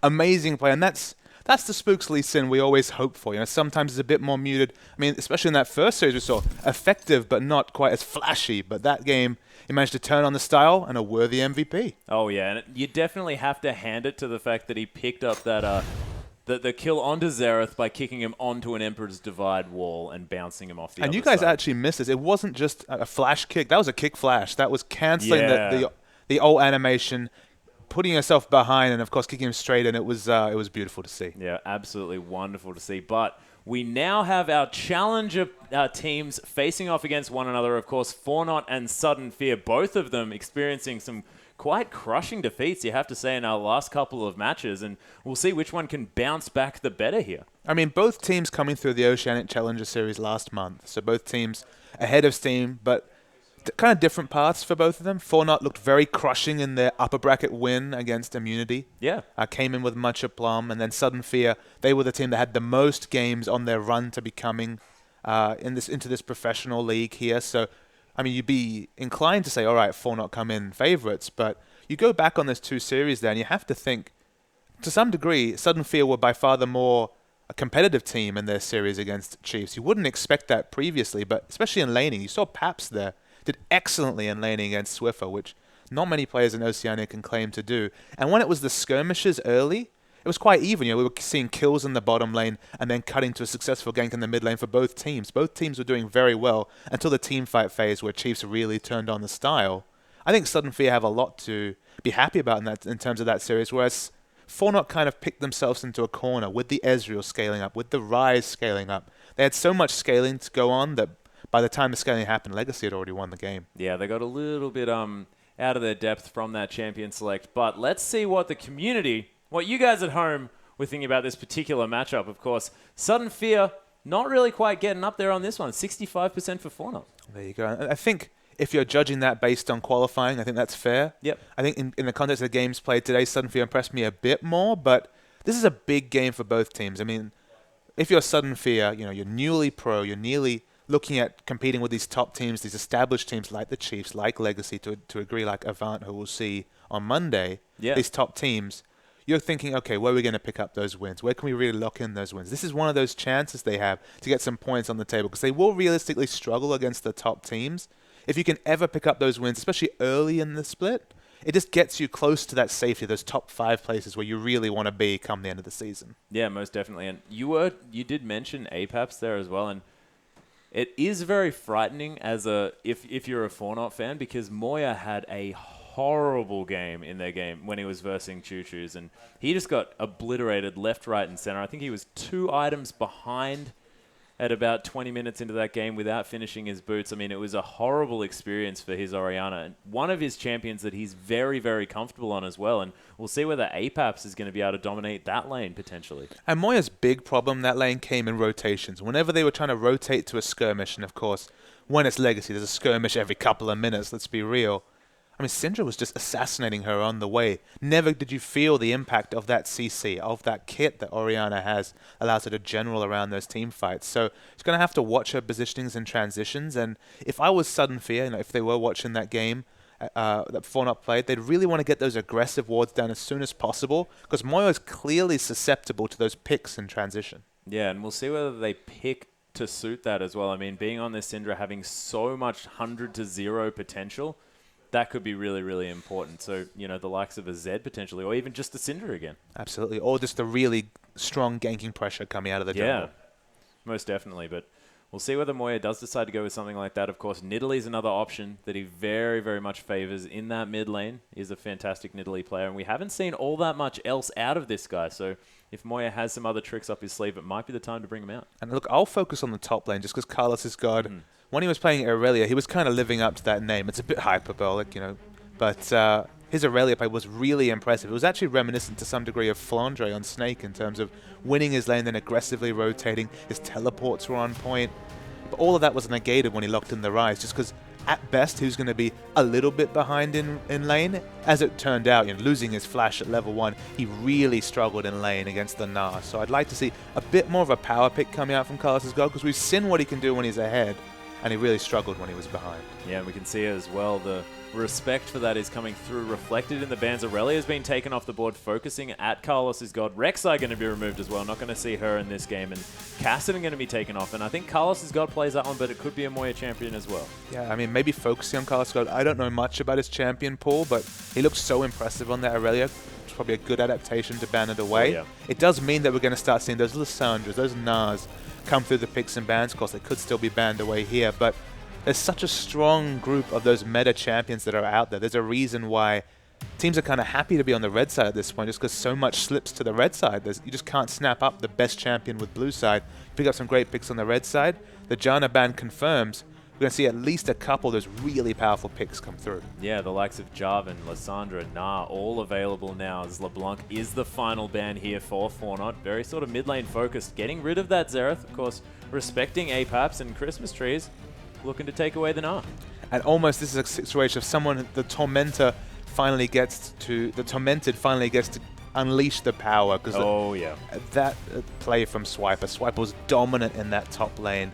And the Lissandra pick for Sudden Fear just really didn't work out. Got bossed around by Swiper. Died 1v1 crucially early. And just got snowballed out of lane. Every time we saw Lissandra re-enter lane, whenever we saw Christmas trees go back to top lane, we'd go away, come back top, and he'd be low health, getting dived again. So, going to give himself a bit of that power pick. They're going to pick up that Gnar, as Pastry Time mentioned in the last series. Saw some nerfs, but still super powerful. Yeah, not too worried about that. His Boomerang, a little bit different, but he's still that monster. I mean, that kit he has access to, all the abilities between the transformations. A wonderfully powerful champion is Gnar. Oh yeah, but they are going to lock that one in, and Fornot now get to respond. And Lissandra and Jarvan are sticking out like sore thumbs, but do they have other options here for power picks? We haven't seen much of the Rumble on the Rift today, and yeah, that's been a pick, at least in the LPL, that's been seeing a lot of power. It's also an Oceanic sort of standard pick here. There's a lot of top laners that do favor that one. When we see Immunity, we expect to see JK Smithy picking up that Rumble. Probably one of the most known Rumble players in the scene right here. Jack Attack as well. Jack Attack also. There's definitely been names that play the Rumble, and Rumble, I think, in competitive play was sitting about, at least last weekend, about a 70% plus win rate in competitive across all the top leagues. So, I mean, the power of that equalizer. We've seen countless Rumbles in the LPL get ahead and just dominate games on their own. So there's a lot of power available in the champions. But no, Fortnite's actually going to focus on some fundamentals here. They're going to stick on picking up the Nami here. Carlos Scott is going to pick that up. But the Lee Sin jungle pressure. We talked about getting a bit of jungle pressure early. Lee Sin provides it in spades. Yeah, it's definitely fantastic for that one, but it does leave up that ever-prevalent Narvan combo, which has been working out so well overseas. Of course, in China, not so well, but North America, 100% win rate for that combination, and straight into the hands of Sudden Fear. And we'll see whether they lock that one down. A Pink Bomi had a decent game early on Jarvan, so we'll see whether they lock that one in. The option is there, but the counter pick of Nami, sort of picking the Nami away from Brawler, who had a decent showing on that champion in the last series, but I find it interesting that they're putting that much respect on this guy. Maybe they look at it as kind of a blocker pick to those AoE wombo combos with Nami, just the tidal wave coming through, or maybe the perfectly timed bubble being enough influence to stop it. But, I mean, they could go all in here and go for, say, Azir and Jarvan and just be like, all right, we're creating all the walls. There's plenty on the Rift, but we're going to create plenty of artificial walls and deal with it. That could be the flavor of what they're going for, but we've already seen a lock-in come in here. It's going to be Moon taking away that Ezreal, the CNJ special, the Ezreal, and the Lissandra they picked up, but given the pick's not going to be the top Lissandra this time. Probably pigeonholing it into the mid lane. Yeah, and it's an intelligent pickup here as well, because Lissandra very, very strong. I mean, Christmas Trees didn't have the greatest time, but he's not going to have to play this time. APAPs is probably going to be on that one in the mid lane, and we'll see what Fornot answer with here, because as you mentioned, that Ezreal picked away from CNJ, but he's got a few more things in his wheelhouse here. Of course, he could bring out that Caitlyn, which happily outranges an Ezreal. And I have to wonder what Moya is going to pick up. He went for the super utility-focused safe laner in Orianna and was punished for it. So he's going to probably want to play on the front foot here, but Lissandra's such an interesting blocker pick. They're mulling over the Cassiopeia. I'm only going to say mulling over because I would imagine Moya would pick a mid laner for himself. Yep, speaking of which, this is one of the picks that does tend to get banned away from him, is Nidalee has been respected quite a lot in the ban phase, especially coming through the OCS, and I would not be surprised if that one came through. Carlos' God having an opportunity to hop on the tree here as well, and Carlos' God is fantastic on these burly champions. I mean, you mentioned the Aurelia, of course, loves getting in amongst it, and you have to think Maokai's going to do it. And I really like returning to that Nidalee pick, which again was successful in that immunity series in the promotion stages, mainly because I noted that Xerath was banned here. Makes sense after you saw Pap's last series, right? But Xerath is one of the good champions against Alessandra just because Alessandra is so fantastically powerful in the top lane, and why we see her so much in the top lane is that against melee champions, she can boss them around with her short to medium range spells, and they find it hard to lane against all that instant wave clear. But when you have a lot of range like a Xerath, you're able to farm with impunity very hard. You'd have to go for a sheer turret dive to be able to lock down that Xerath. So I was looking down being like, alright, so some of the long range meta picks have been banned away. But we forgot about that Nidalee. I mean, although she's going to have trouble dealing with the pushing in the early game, she's got plenty of range, that's for sure. And the thing that I really love here is Sudden Fear's response. It's like, oh, we're going to get poked? Okay, we're just going to pick up as much hard engage as we can, locking in the Leona and the Jarvan. They have so much lockup on that team. That's ridiculous. I mean, like, there's engage teams and there's a Sudden Fear team where it's like, they've got so many go buttons. Whether it's the Glacial Path, which indicates, of course, the Frozen Tomb coming out, whether it's the Narvan combo. And Leona, hell, the support has plenty of long-ranged engage as well. So there's so much Wombo here, but they're kind of... It's all in on the Wombo. That's all they really have in this comp is Wombo AoE team fight. Whereas, I mean, let's go back a year ago. It was all about Nidalee poking people out. And, you know, if this was a year ago, you'd say, all right, Sudden Fear are going to really struggle because whenever Fornot group up, they're going to throw the spears down, then take objectives. And while that could still happen today, obviously the flavor of Nidalee's changed a little bit since that time. Fornot do have a lot of answers to Wombo. They have a Maokai. I mean, Maokai, of course, has the AoE 20% damage reduction. They have Nami, the first pick Nami. Yeah. Remember, Sudden Fear have picked full-on engage into a Nami. Like, Nami's all about disengage. It's not the Janna, but of course Janna was banned during the bans and picks. It's the strongest disengage option there. So they have a strong team-fighting champion in Maokai, strong disengage in Nami. Fornot really do have some interesting options here, and we saw how hard they can snowball with these Nidalee comps. But they were also guilty of being over-aggressive. You'll remember that their Nidalee comp got way ahead, and then we saw Claire on Fizz almost wrestle the game back single-handedly, picking up a lot of kills because Fornot took a poke comp and was like, all right, we'll team fight, we're ahead. So they can make those mistakes that, you know, newer teams are always likely to make. But you have to say, the comps here are like about as polar opposite as possible. And as well, the thing that I really, really love about this Nidalee pick is if you get that Lee Sin gank to come through and land a spear, that Sonic Wave Resonating Strike for the finish is so terrifying to have to deal with. And when we talk about execution damage, that's basically a firing squad there. Yeah, two-man firing squad coming out. So, and it used to be the case because many moons ago, you'd never want to gank a Nidalee lane because you didn't have the CC. It still doesn't have the CC, obviously, but you didn't have much execution damage. With the Hunted change, you know, once they reworked Nidalee, the burst damage at the end there, as you say, that combo is potent. Yeah, that takedown is named correctly, ladies and gentlemen. But the thing that I'm worried about here is this Ezreal pick. It doesn't really fit in my mind just because it doesn't do quite enough burst damage when the lockup that's going to come from Sudden Fear here is sort of very, yes, we're going to lock you up, but from then on, you've got this window to do damage, and is that going to just let Fornot in and they can run away with this, or do you think that there's a different tactic? Is the True Shot Barrage enough? I mean, the True Shot Barrage is nice, but again, like if you're focusing on burst damage as this Ezreal, you'd probably want to go for a more non-meta build, like a Bloodthirster earlier. Just stack some of that AD, because it does scale very well with the AD. I still think we're going to see the blue Ezreal, and on first glance, you're like, but they've got a lot of mid-game power.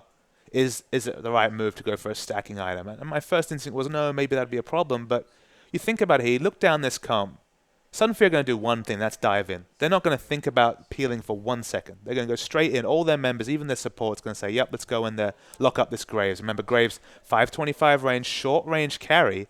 Makes a lot of sense to have a lot of Wombo initiate against the short range carry. He has that quick draw, but of course, you know, once Apaps gets on top of you as Lissandra, he's gonna inevitably fall. So it makes a lot of sense to have hyper mobility from the AD carry, and there weren't really that many meta options available right here. So although they'll have Ezreal will go into a bit of a power trough. If he can get going, if we can see that 18 to 20 minute Iceborne Gauntlet, so he has the mobility to fend for himself and do poke damage, that's a really good thing to support the AoE wombo they have alongside. So I like the mobility because he's not going to get any peel, that's for sure. Yeah, well, that's the thing that I was just about to mention is the fact that, yeah, you're right. I mean, Leona's just going to be going straight in there, and Ezra's going to be hanging out on his own, and it's a very sort of Chiefs-esque type playstyle as well, where they just leave Radiant on his own. No wonder Ezreal's his favorite champion, because Rosie's often right in amongst it, killing everyone. So I really like that tactic, especially paired up with this Leona.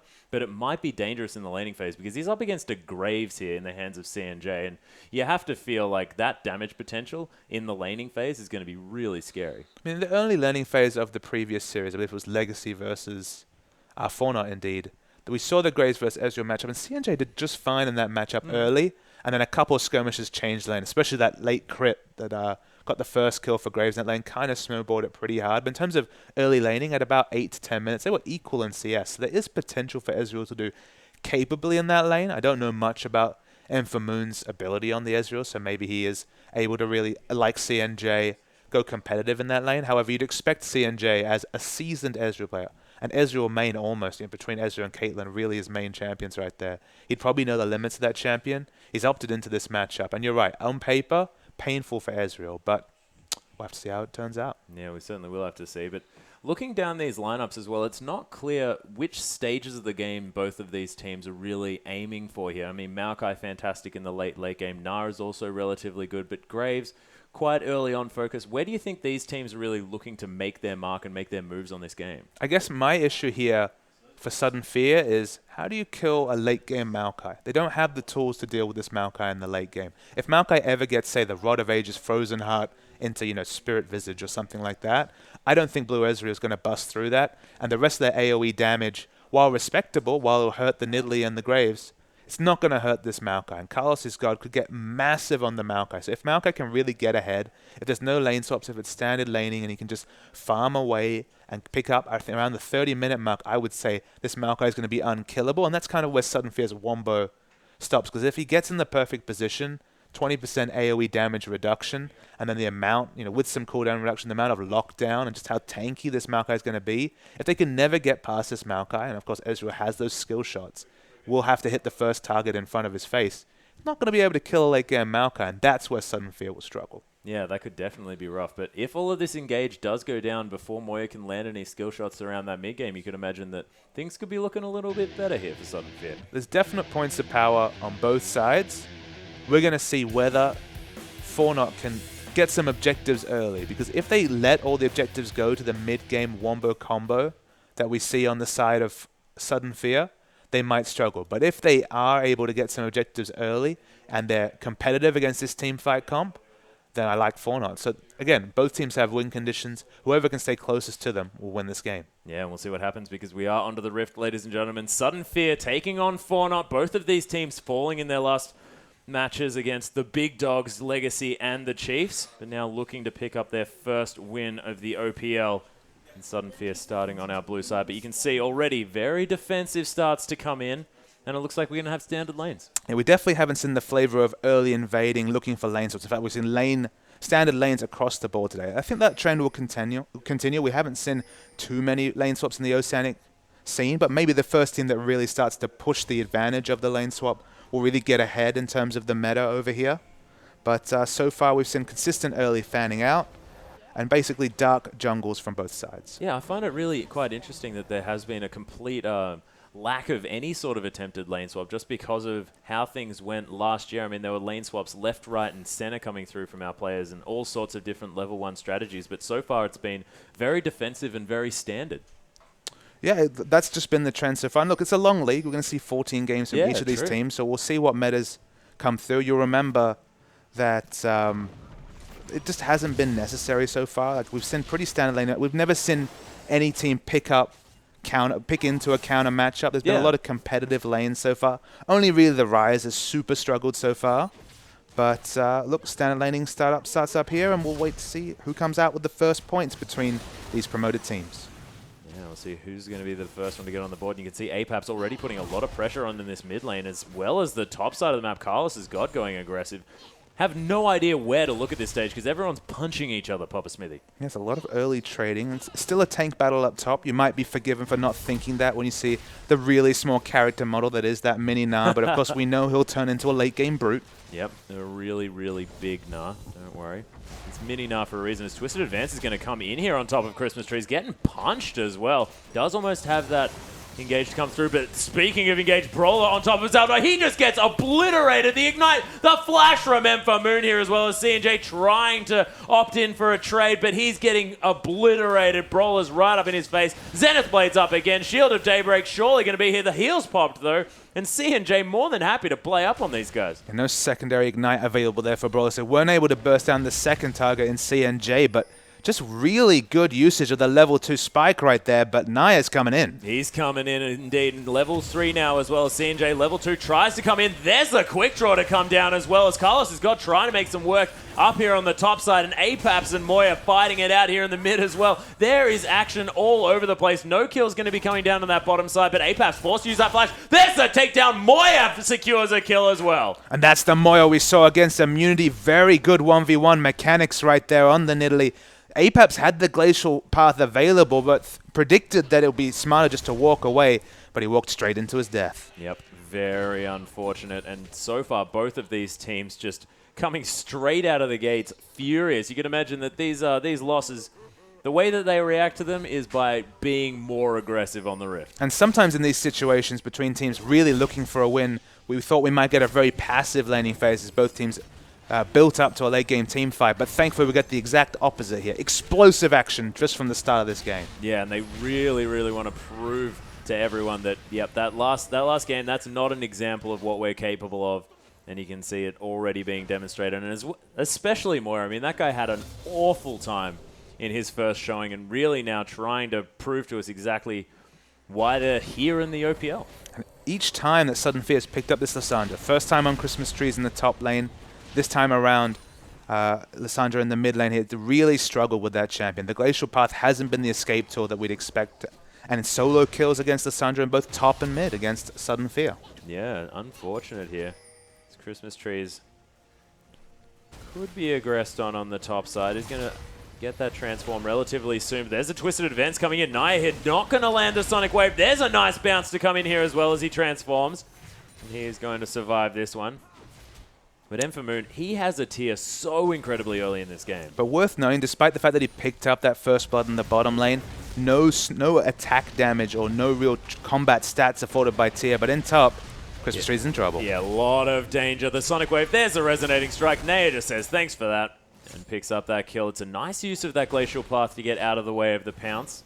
But he did have going to dodge the spear. It's worth knowing, Christmas Trees had that pink ward up there, so he must have just not noticed the wraparound game coming out from Naya right there. And look, pays for it with his life, and he's going to struggle in this top lane now that Maokai's gotten going. Yeah, very aggressive Arcane Shift from Moon, trying to bait this one out. Apap's now going to use that Glacial Path to get to safety. Naya's all over this map at this stage, and very patiently a Pink Bomb is waiting for something to happen here on this bottom side. Just chilling out in that brush, maybe getting himself a drink, going to the fridge. I mean, you opt into this blue Ezreal, you opt into at least a Mana Moon, you are opting into a Power Chop. So it's an ironic situation that despite picking up first blood here, Moon has less combat stats than the Graves. Yeah, and there's actually a nice... Whoa, his quick draw just went for so far. Brawler couldn't even get the stun up there as Eclipse going to go off, and he's going to lose those stats. But a Pink Bomby just unable to get that far into the lane. Yeah, but C&J is on Graves, who of course has that passive. The True Grit does give him the early magic resist to deal with the spells coming in from Leona's passive right here. So remarkably tanky, doesn't take too much damage, shrugs it off, and in mid lane, Paps is just having no fun. Oh my goodness, and yeah, this Nidalee is having a great time. A Pink Bomby as well, he can't go toe-to-toe as there's fights all across this map. Aqua Prison not going to land here, but C&J going to aggressively move forward. Eclipse going to proc. Moon trying to turn this one around, but he just doesn't have the damage with this tier. And every time Moya's able to bring out this Nidalee, it's a consistent trend of just surprising damage and skirmishing. He always hits those really difficult Nidalee spears and gets the trades in early and forces his opponent out of lane. He did it against Claire, one of the most hyped laners in Oceanic League. He almost takes out Bomi there as well. He's dominating on this Nidalee. And that would have been a kill there as well if that takedown had have come through. A decent flash coming through from a Pink Bomi to stop that one from coming down because, of course, the Ignite's still available there and no mana needed in that Cougar form. As we've just got tanks bouncing around in this top side. The Gnar actually onto Carlos' God. Gets a house thrown at him here as well, but Carlos' God pretty tanky at this point, and Fornot going to start off this dragon. There are multiple wards in here, though. There's the Glacial Path. This is a Frozen Tomb there. He's going to freeze himself up. The red team, Fornot, managed to take down that dragon, and Zaldo's going to flash out of there, sacrificing himself after picking up that objective is Naya, but the rest of Fornot are going to escape, and you could say that, you know, kill for a dragon going to go the way of the dragon. There was 3 flashing health bars there for Fornot. You notice down the mana there, no mana on basically anyone. That's why it was such a slow dragon. It was surprisingly slow dragon from 5 members coming out there for Fornot. But the one answering kill, like you mentioned, is not the appropriate trade. If they managed to get those 3 exit kills, you'd say, yep, definitely in Sudden Fear's advantage. But 1 kill is not the par. Certainly is. An Apex now trying to put some aggression on here in this mid lane as Moya doesn't have very much mana. Just going to use his E to clear out the last bit of the creeps, and Primal Surge still afforded here as he's going to hang around for another wave. But Brawler, he's hanging out. He doesn't mind which lane he's in. He's just wanting to get Relic Shield stacks. Yeah, no mana items at all from Moya here. He has all combat stats, and the difficulty there is that he needs to get into melee range to clear the waves without having any mana, so he's at risk of being dived by the Leona, but thankfully the pressure from Naya relieves the pressure in the mid lane. Yeah, not too bad at all. They're not going to spot out that pink ward there either, as Apap's going to pick up his blue buff. And you can see Fornot aggressively warding out this red side jungle of Sudden Fear. Yeah, up the top lane here, Maokai's done very, very well. Normally when we see this Maokai versus Gnar matchup, there's a lane swap before just to really prey upon Maokai's relative weakness in a 1v2 compared to Gnar. But look, the trade's on. Yeah, Flag and Drag actually going to knock Carlos' God up. It's a decent arcane splash, but there's the flash after Carlos comes out of that one. He gets caught by the wall up though, and the Gnar back into the lane. And Christmas Trees says, get over here, I need you dead. Yeah, excellent Gnar mechanics coming out right there from Christmas Trees. Really starting to make a name for himself on that champion here this game. And for Moon, he's been smited. Yeah, he's been smited there as well. Oh, flashes out of the way of that Aqua Prison. Going to have the Arcane Shift up relatively soon, but it's not quickly enough as Moya secures that kill. 2-0-0 now on this Nidalee. A much different game for Moya. Even as that last Q came in, still 3 seconds left on that Arcane Shift. Not enough time whatsoever, but up top we see they're trying to rush down this turret. Do they have enough damage to take it down? It's going to be a line ball. Yeah, they do have a few creeps left, but not going to be quite enough, and we'll see whether Carlos can make it up to that lane in time. Aqua Prison going to be used just to help clear out this wave of C&J coming through here. But this bottom lane matchup, I mean, not going too badly here for Moon. As he's going to clear out a whole bunch of creeps with that True Shot Barrage. Oh, actually, Christmas Tree's trying to go for the turret here. Does transform the Wallop to come down, and he's just trying to disengage from this one, but gets slowed by that Arcane Smash. Carlos has got trying to chase him down, but of course, this Maokai doesn't have anything yet. Twisted Advance actually finds his target, but oh my goodness, he's just not doing anything. The Arcane Smash to come in as well. It's a decent passive. No! It's just so hard to cast that particular fight just because nothing really happens. I did like your attempt to put emotion into what is a very slow-moving tank fight in the top lane. But it was so surprisingly close on the Gnar right there. He managed to just get away because he changed into Mini-Gnar form, was able to outrun the sapling coming out. So just safe as Gnar and able to fight another day. Yep, not bad at all. Apap's now not looking too healthy in this mid side as Moya again very aggressive. Takedown not going to land here, but they turn it around. There's a Glacial Path, and Apaps picks up the kill after a Pink Bomi's there to help. I love that from Sudden Fear right there. They were able to bait Moya into melee form right there. And of course, once you commit to the jump in with the pounce right there, you are free food. Yep, and Naya almost free food himself. Had to use that flash in order to get out of the way as the Ring of Frost locked him down for a moment. We are definitely seeing the return of the Athene's Unholy Grail right here, and C&J's in trouble. Oh, nice footwork there by C&J, but gets caught. The flash out of the way of the True Shot Barrage. The Ignite sticking. Oh my goodness. So close as the collateral damage to come through and answer, but the heal's going to be popped for Moon, and he's going to be okay. C&J is such an impressive AD carry. He has not died this game, and look at this. He still has his heal available despite falling so low. He's so confident in his ability to use those summoner spells smart. We see Brawler's trying to hug the brush, but of course C&J smells a rat right here. And actually he's going to be able to stay in lane with the top up from the Nami heal. Yeah, and Aqua Prison going to go wide there a little bit, but just playing a little bit of defensive duties is Zeldo. And as you mentioned, yeah, CNJ, just the damage calculations coming out of this guy, knows exactly how much he can take. Absolutely. The damage he deals and the damage he takes are really a sign of a smart AD carry. To be able to estimate those things, which of course are influenced by stats like item pickups, rune sets, etc. His calculations are very on point, and it looks like Fornot are going to continue to press their advantage in the bottom lane. Yeah, actually, the spear's going to get thrown out. Not going to find its target here, but Moon and Brawler have to be very, very careful as the creep wave's going to crash down here. The spear's coming through as well. The teleport coming down now from Christmas Trees. Wants to try and get in. Carlos is actually going to be teleporting in as well behind everyone. There are 5 members of Fornot, but that's a beautiful Aqua Prison. There's the tidal wave as well. Moon gets caught up by that one, but they're trying to turn this one around. Sudden Fear. Oh, the kickback from Brawler. The double knock. A beautiful solar flare to come down as well, but no one falling just yet. Carlos has got his tanked as much as he possibly can, as has Christmas Trees, who's trying to get that transform as quickly as possible. I feel like this might be a preview of the late game team fights as Carlos has got. He's still not even finished his first big item. He's clearly working on the Righteous Glory here, but already able to tank up so much damage. And if any more cooldowns are used to try and get through this front line, they just don't have the damage to kill the back line here, just Sudden Fear. Yeah, and Moya, though, very low on this mana. Does land a spear onto a Pink Bomie there, who's still relatively squishy on this Jarvan. Is going to try and engage, though, potentially. Doesn't quite get there.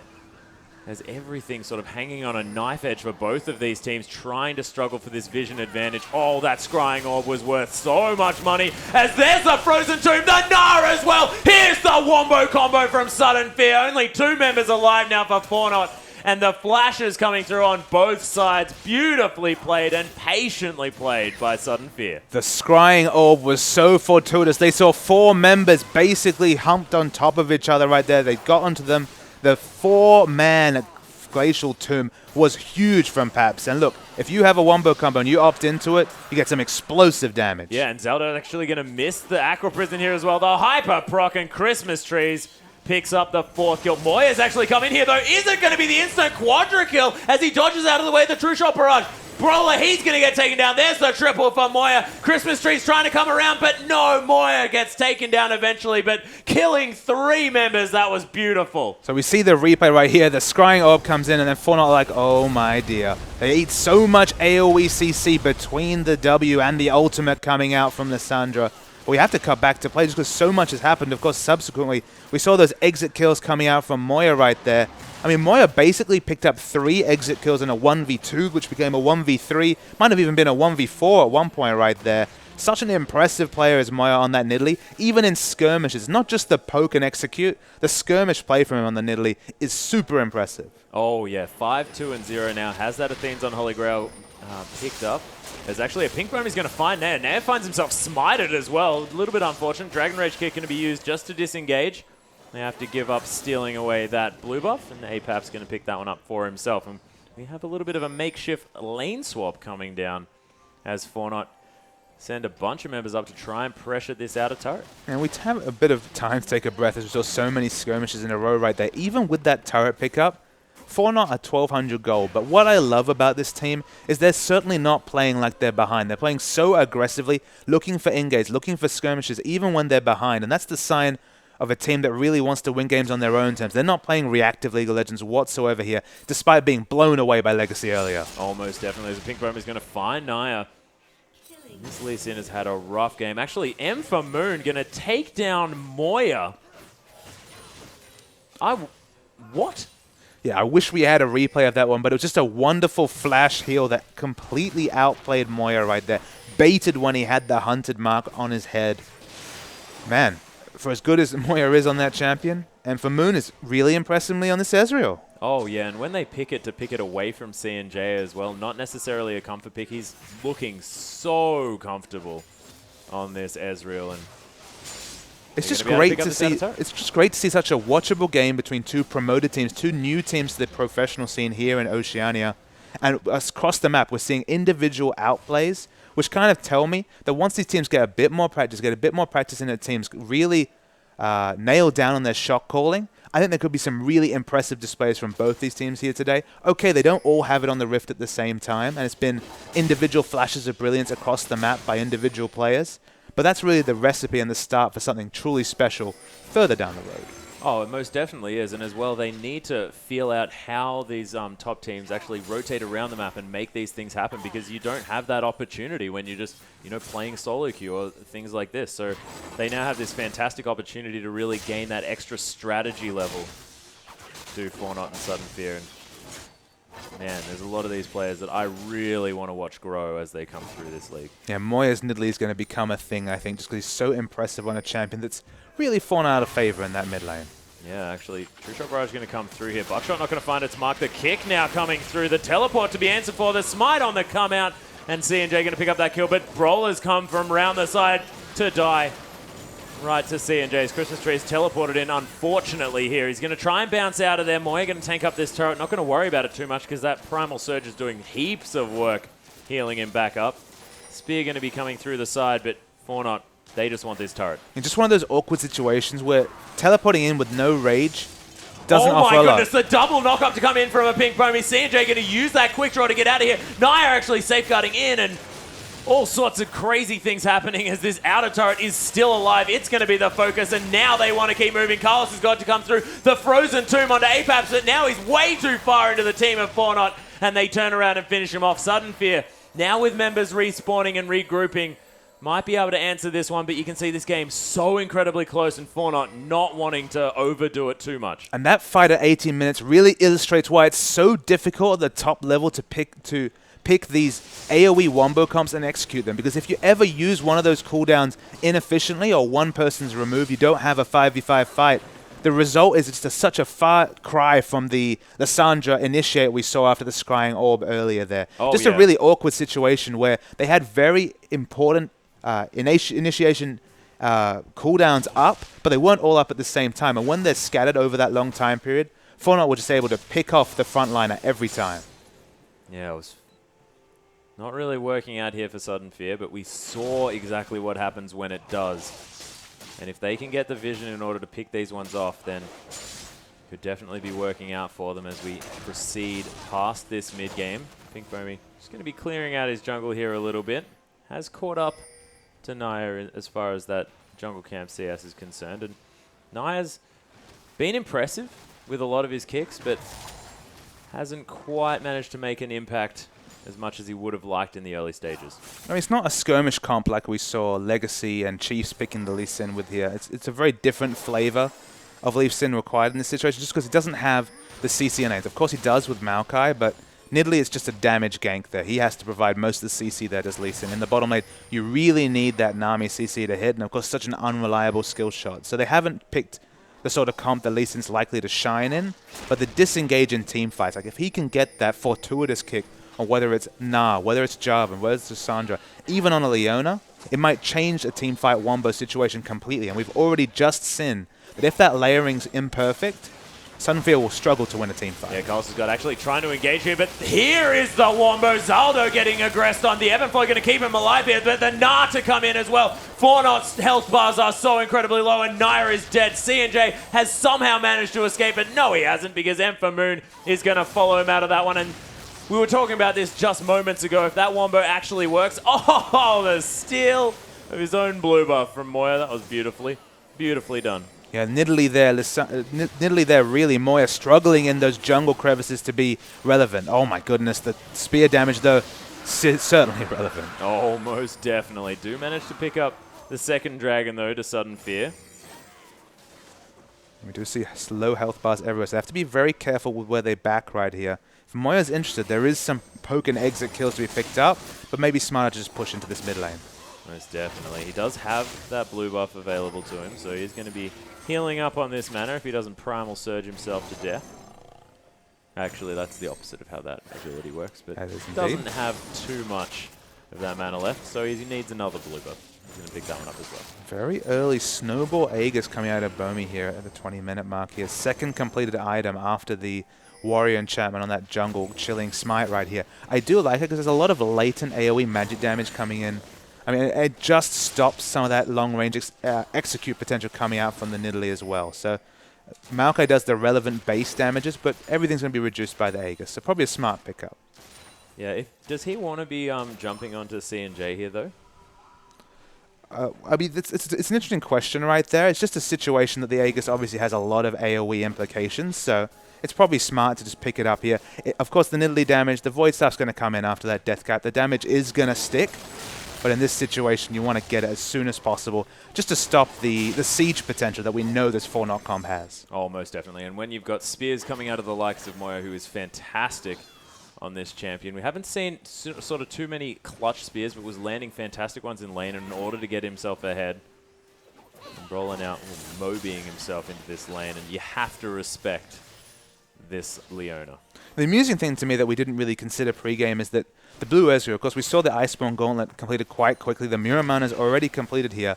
He does actually provide that consistent 30% AoE slow on the Mystic shot right there. So he does actually provide a little bit of setup CC, and the rest of his team has CC and spades. There is a bit of nice synergy there, and this is a snowballed Ezreal. Yeah, and you can see as well, oh, actually using that Locket of the Iron Solari just to get some extra shields here as a collateral damage to come down from C&J, just to poke them off. Has noticed that there isn't any sustain coming out of this side, and has decided, look, I'm just going to get as much damage as I can onto this squad. But there is so much initiation, they have to be so worried. They can never bunch. When they were spotted out with that Scrying Orb, the bunching is what cost them. So if they can spread their threats away and never allow AoE CC layering, they're in a great spot to siege. But if they ever clump up, that's when they're in trouble. And Fornot almost looking for Sudden Fear to be caught in transition here as they move towards the bottom side of the map, noticing a large creep wave. It's a nice slow push to come through from Fornot actually on the top and the bottom side. Scrying Orb not going to find them, as they are all going to move into the lane and start this one off. And can they move around here inside in time? Because Fornot have a lot of damage that they could be doing to this turret, but this teleport comes down. Oh, Aqua Prison just a little bit late here as Christmas Trees doesn't have too much rage, but out the backside, Moya just getting picked off. The rest of his team, though, the Solar Flare manages to slow down 3 members. The nice kick of Christmas Trees to get him out of this one. Carlos has got taking a lot of damage. That Frozen Tomb going to be used a little bit prematurely here, maybe, as Naya's going to fall down. And Empha Moon has so much damage, flashing forward, picking up Carlos. Has got C&J now getting eaten alive by this Ezreal. Flashing forward, triple kill now. Could Empha Moon have this one? Oh, doesn't manage to get over there, and Moya is going to limp away. Empha Moon had his eyes on a Penta. I mean, Sudden Fear was so lucky that Fornot didn't apply pressure evenly right there. You look at their jungle, they had almost no defensive wards whatsoever down for this Fornot rotation. Fornot should have been able to pick up a free dragon right there, but they were scared away by Christmas Tree's teleport. I mean, we're going to see the replay right here. The first CC coming in from Paps is fairly non-effective, and Moya is corralled away from this fight, but back in the fight, the Solar Flare is excellent right here. But watch Empha Moon, he's on the side right here. He's able to free hit down Naya, and Naya just miscalculates how much damage this Muramana transform. And that's the key thing here. The auto attacks are doing surprising damage on this Fornot team. The QW right there doing 60% of C&J's health. Excellent exit kill right there. Empha Moon free hitting is not something that Fornot can afford. Yeah, and Moya almost going down to that last Mystic shot as well. And 8-2-3 now for Empha Moon. This guy's performance on this Ezreal is fantastic. Hasn't quite managed to keep up in the old farm area, but he's happy to farm champions. Yeah, and it's going to be a situation where that damage is going to be huge until Maokai can finish another armor item on top of this Frozen Heart he's building right here. He can't ever really just damage through a super tanky Maokai. Once he starts in the 300, 400 armor, you know, the Thorn Mail perhaps to supplement the armor items he has already, that's when the Maokai is going to become a huge force in team fights. But in a scattered fight like that, where people weren't fighting around their super tanky Maokai, Fornot will pay the price. And he doesn't even quite have his second item built up, as you mentioned, not quite having that Frozen Heart. And Sudden Fear looking to go for their third dragon when it is up in about 40 seconds. When setting up for it, you can see they've got so much vision around here as Naya gets caught out by a Q. The Glacial Path to come through here as well. There's a flash into the Frozen Tomb. True Shot Barrage picks up instantly 2 kills, and then the Mystic Shot for the third. Beautifully played. Christmas Trees trying to hunt down Moya here, and our cameraman couldn't even find him because he's moving so fast. Doesn't matter. Christmas Trees has got it. 4 dead. This could be Baron. This blue Ezreal is so massive in the mid game right here. 11-2-3. We talk about C&J's Ezreal. Maybe we need to talk about Empha Moon's Ezreal right here, as it's going massive big guns in the mid game. And Christmas Tree, he's never had the rage available for the Initiation Nah ultimate, but he's got so many Initiation friends. That time it was Pups with the flash into the double stun and ultimate right there. Sudden Fear, they're executing a difficult team comp against a highly mobile Fornot flawlessly. It's beautiful to watch, and Apap's just knowing exactly what he's capable of. Look at this Glacial Path. Yeah, the flash into the Glacial Path right there is wonderful into the Frozen Tube. The AoE one, but it's an instant triple kill from Israel, which of course signifies a free fight, one fight right there. It was just an excellent Gnar ultimate also, getting the exit kill on Moya. Everything going right for Sudden Fear. Oh, most definitely. Dragon has come up, though. Sudden Fear, they've gone back to shop, and then they're coming back into this one. Naya's just going to face check Brawler, but nice safeguard going to get him to safety here. The rest of Sudden Fear not quite available to pick that one up.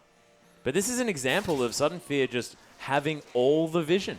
Yeah, they have a huge vision strangle aggressively right here. But hilariously, 5 minutes ago, Fornot had all the advanced vision in the Sudden Fear jungle. It just feels like whichever team takes momentum, gets the wards down, the enemy team doesn't realize the fact that they're suddenly on the back foot, don't have the defensive wards down, and are punished accordingly. Yeah, you can see Christmas Trees playing so far up here, and the power of this Gnar is definitely evident as Apap's just going to engage once more. Carlos's God is going to get obliterated, and Moya luckily dodging out of that last Mystic shot. Brawler more than happy to tank this turret. This Leona's so tanky. 0-2 and 12, so has so much kill participation here as well this game. And Naya, oh, nice 4-man kick to come in. Doesn't manage to get a kill, but it's going to deter them from being on this tower. These Baroned up minions, though, do so much work. And Maokai is really struggling. We see Christmas Trees and CNJ are auto trading in the bottom lane. He's going to be close. Yeah, the Sonic Wave going to land here onto Emphamoon, but he gets locked up by Brawler. Does get tagged. The big pounce to come in. The shutdown from Moya. Brawler's going to follow suit. You have to imagine he's hunted. The takedown for the double. Apaps now has been discovered by Naya, but he may actually have bitten off more than he can chew. There's actually the Frozen Tomb to come in. Oh, the last second on that Zhonya's Hourglass as Moya's going to pick up that kill with the last tick of Ignite. Zaldo flashing around here, and the Aqua Prison going to land onto a pink Bomi. And the fish is going to escape yet again with those Mobies. Such a fast, scattered fight across all of the map. In the bottom lane, off camera right there, actually, Graves was shut down just as he was getting a huge push on it. He spent that whole time side pushing the top lane. It was almost going to get damage onto the inhibitor turret because it was quickly out-jeweled by Gnar. But across the map, skill shots being flashed. Excellent team play.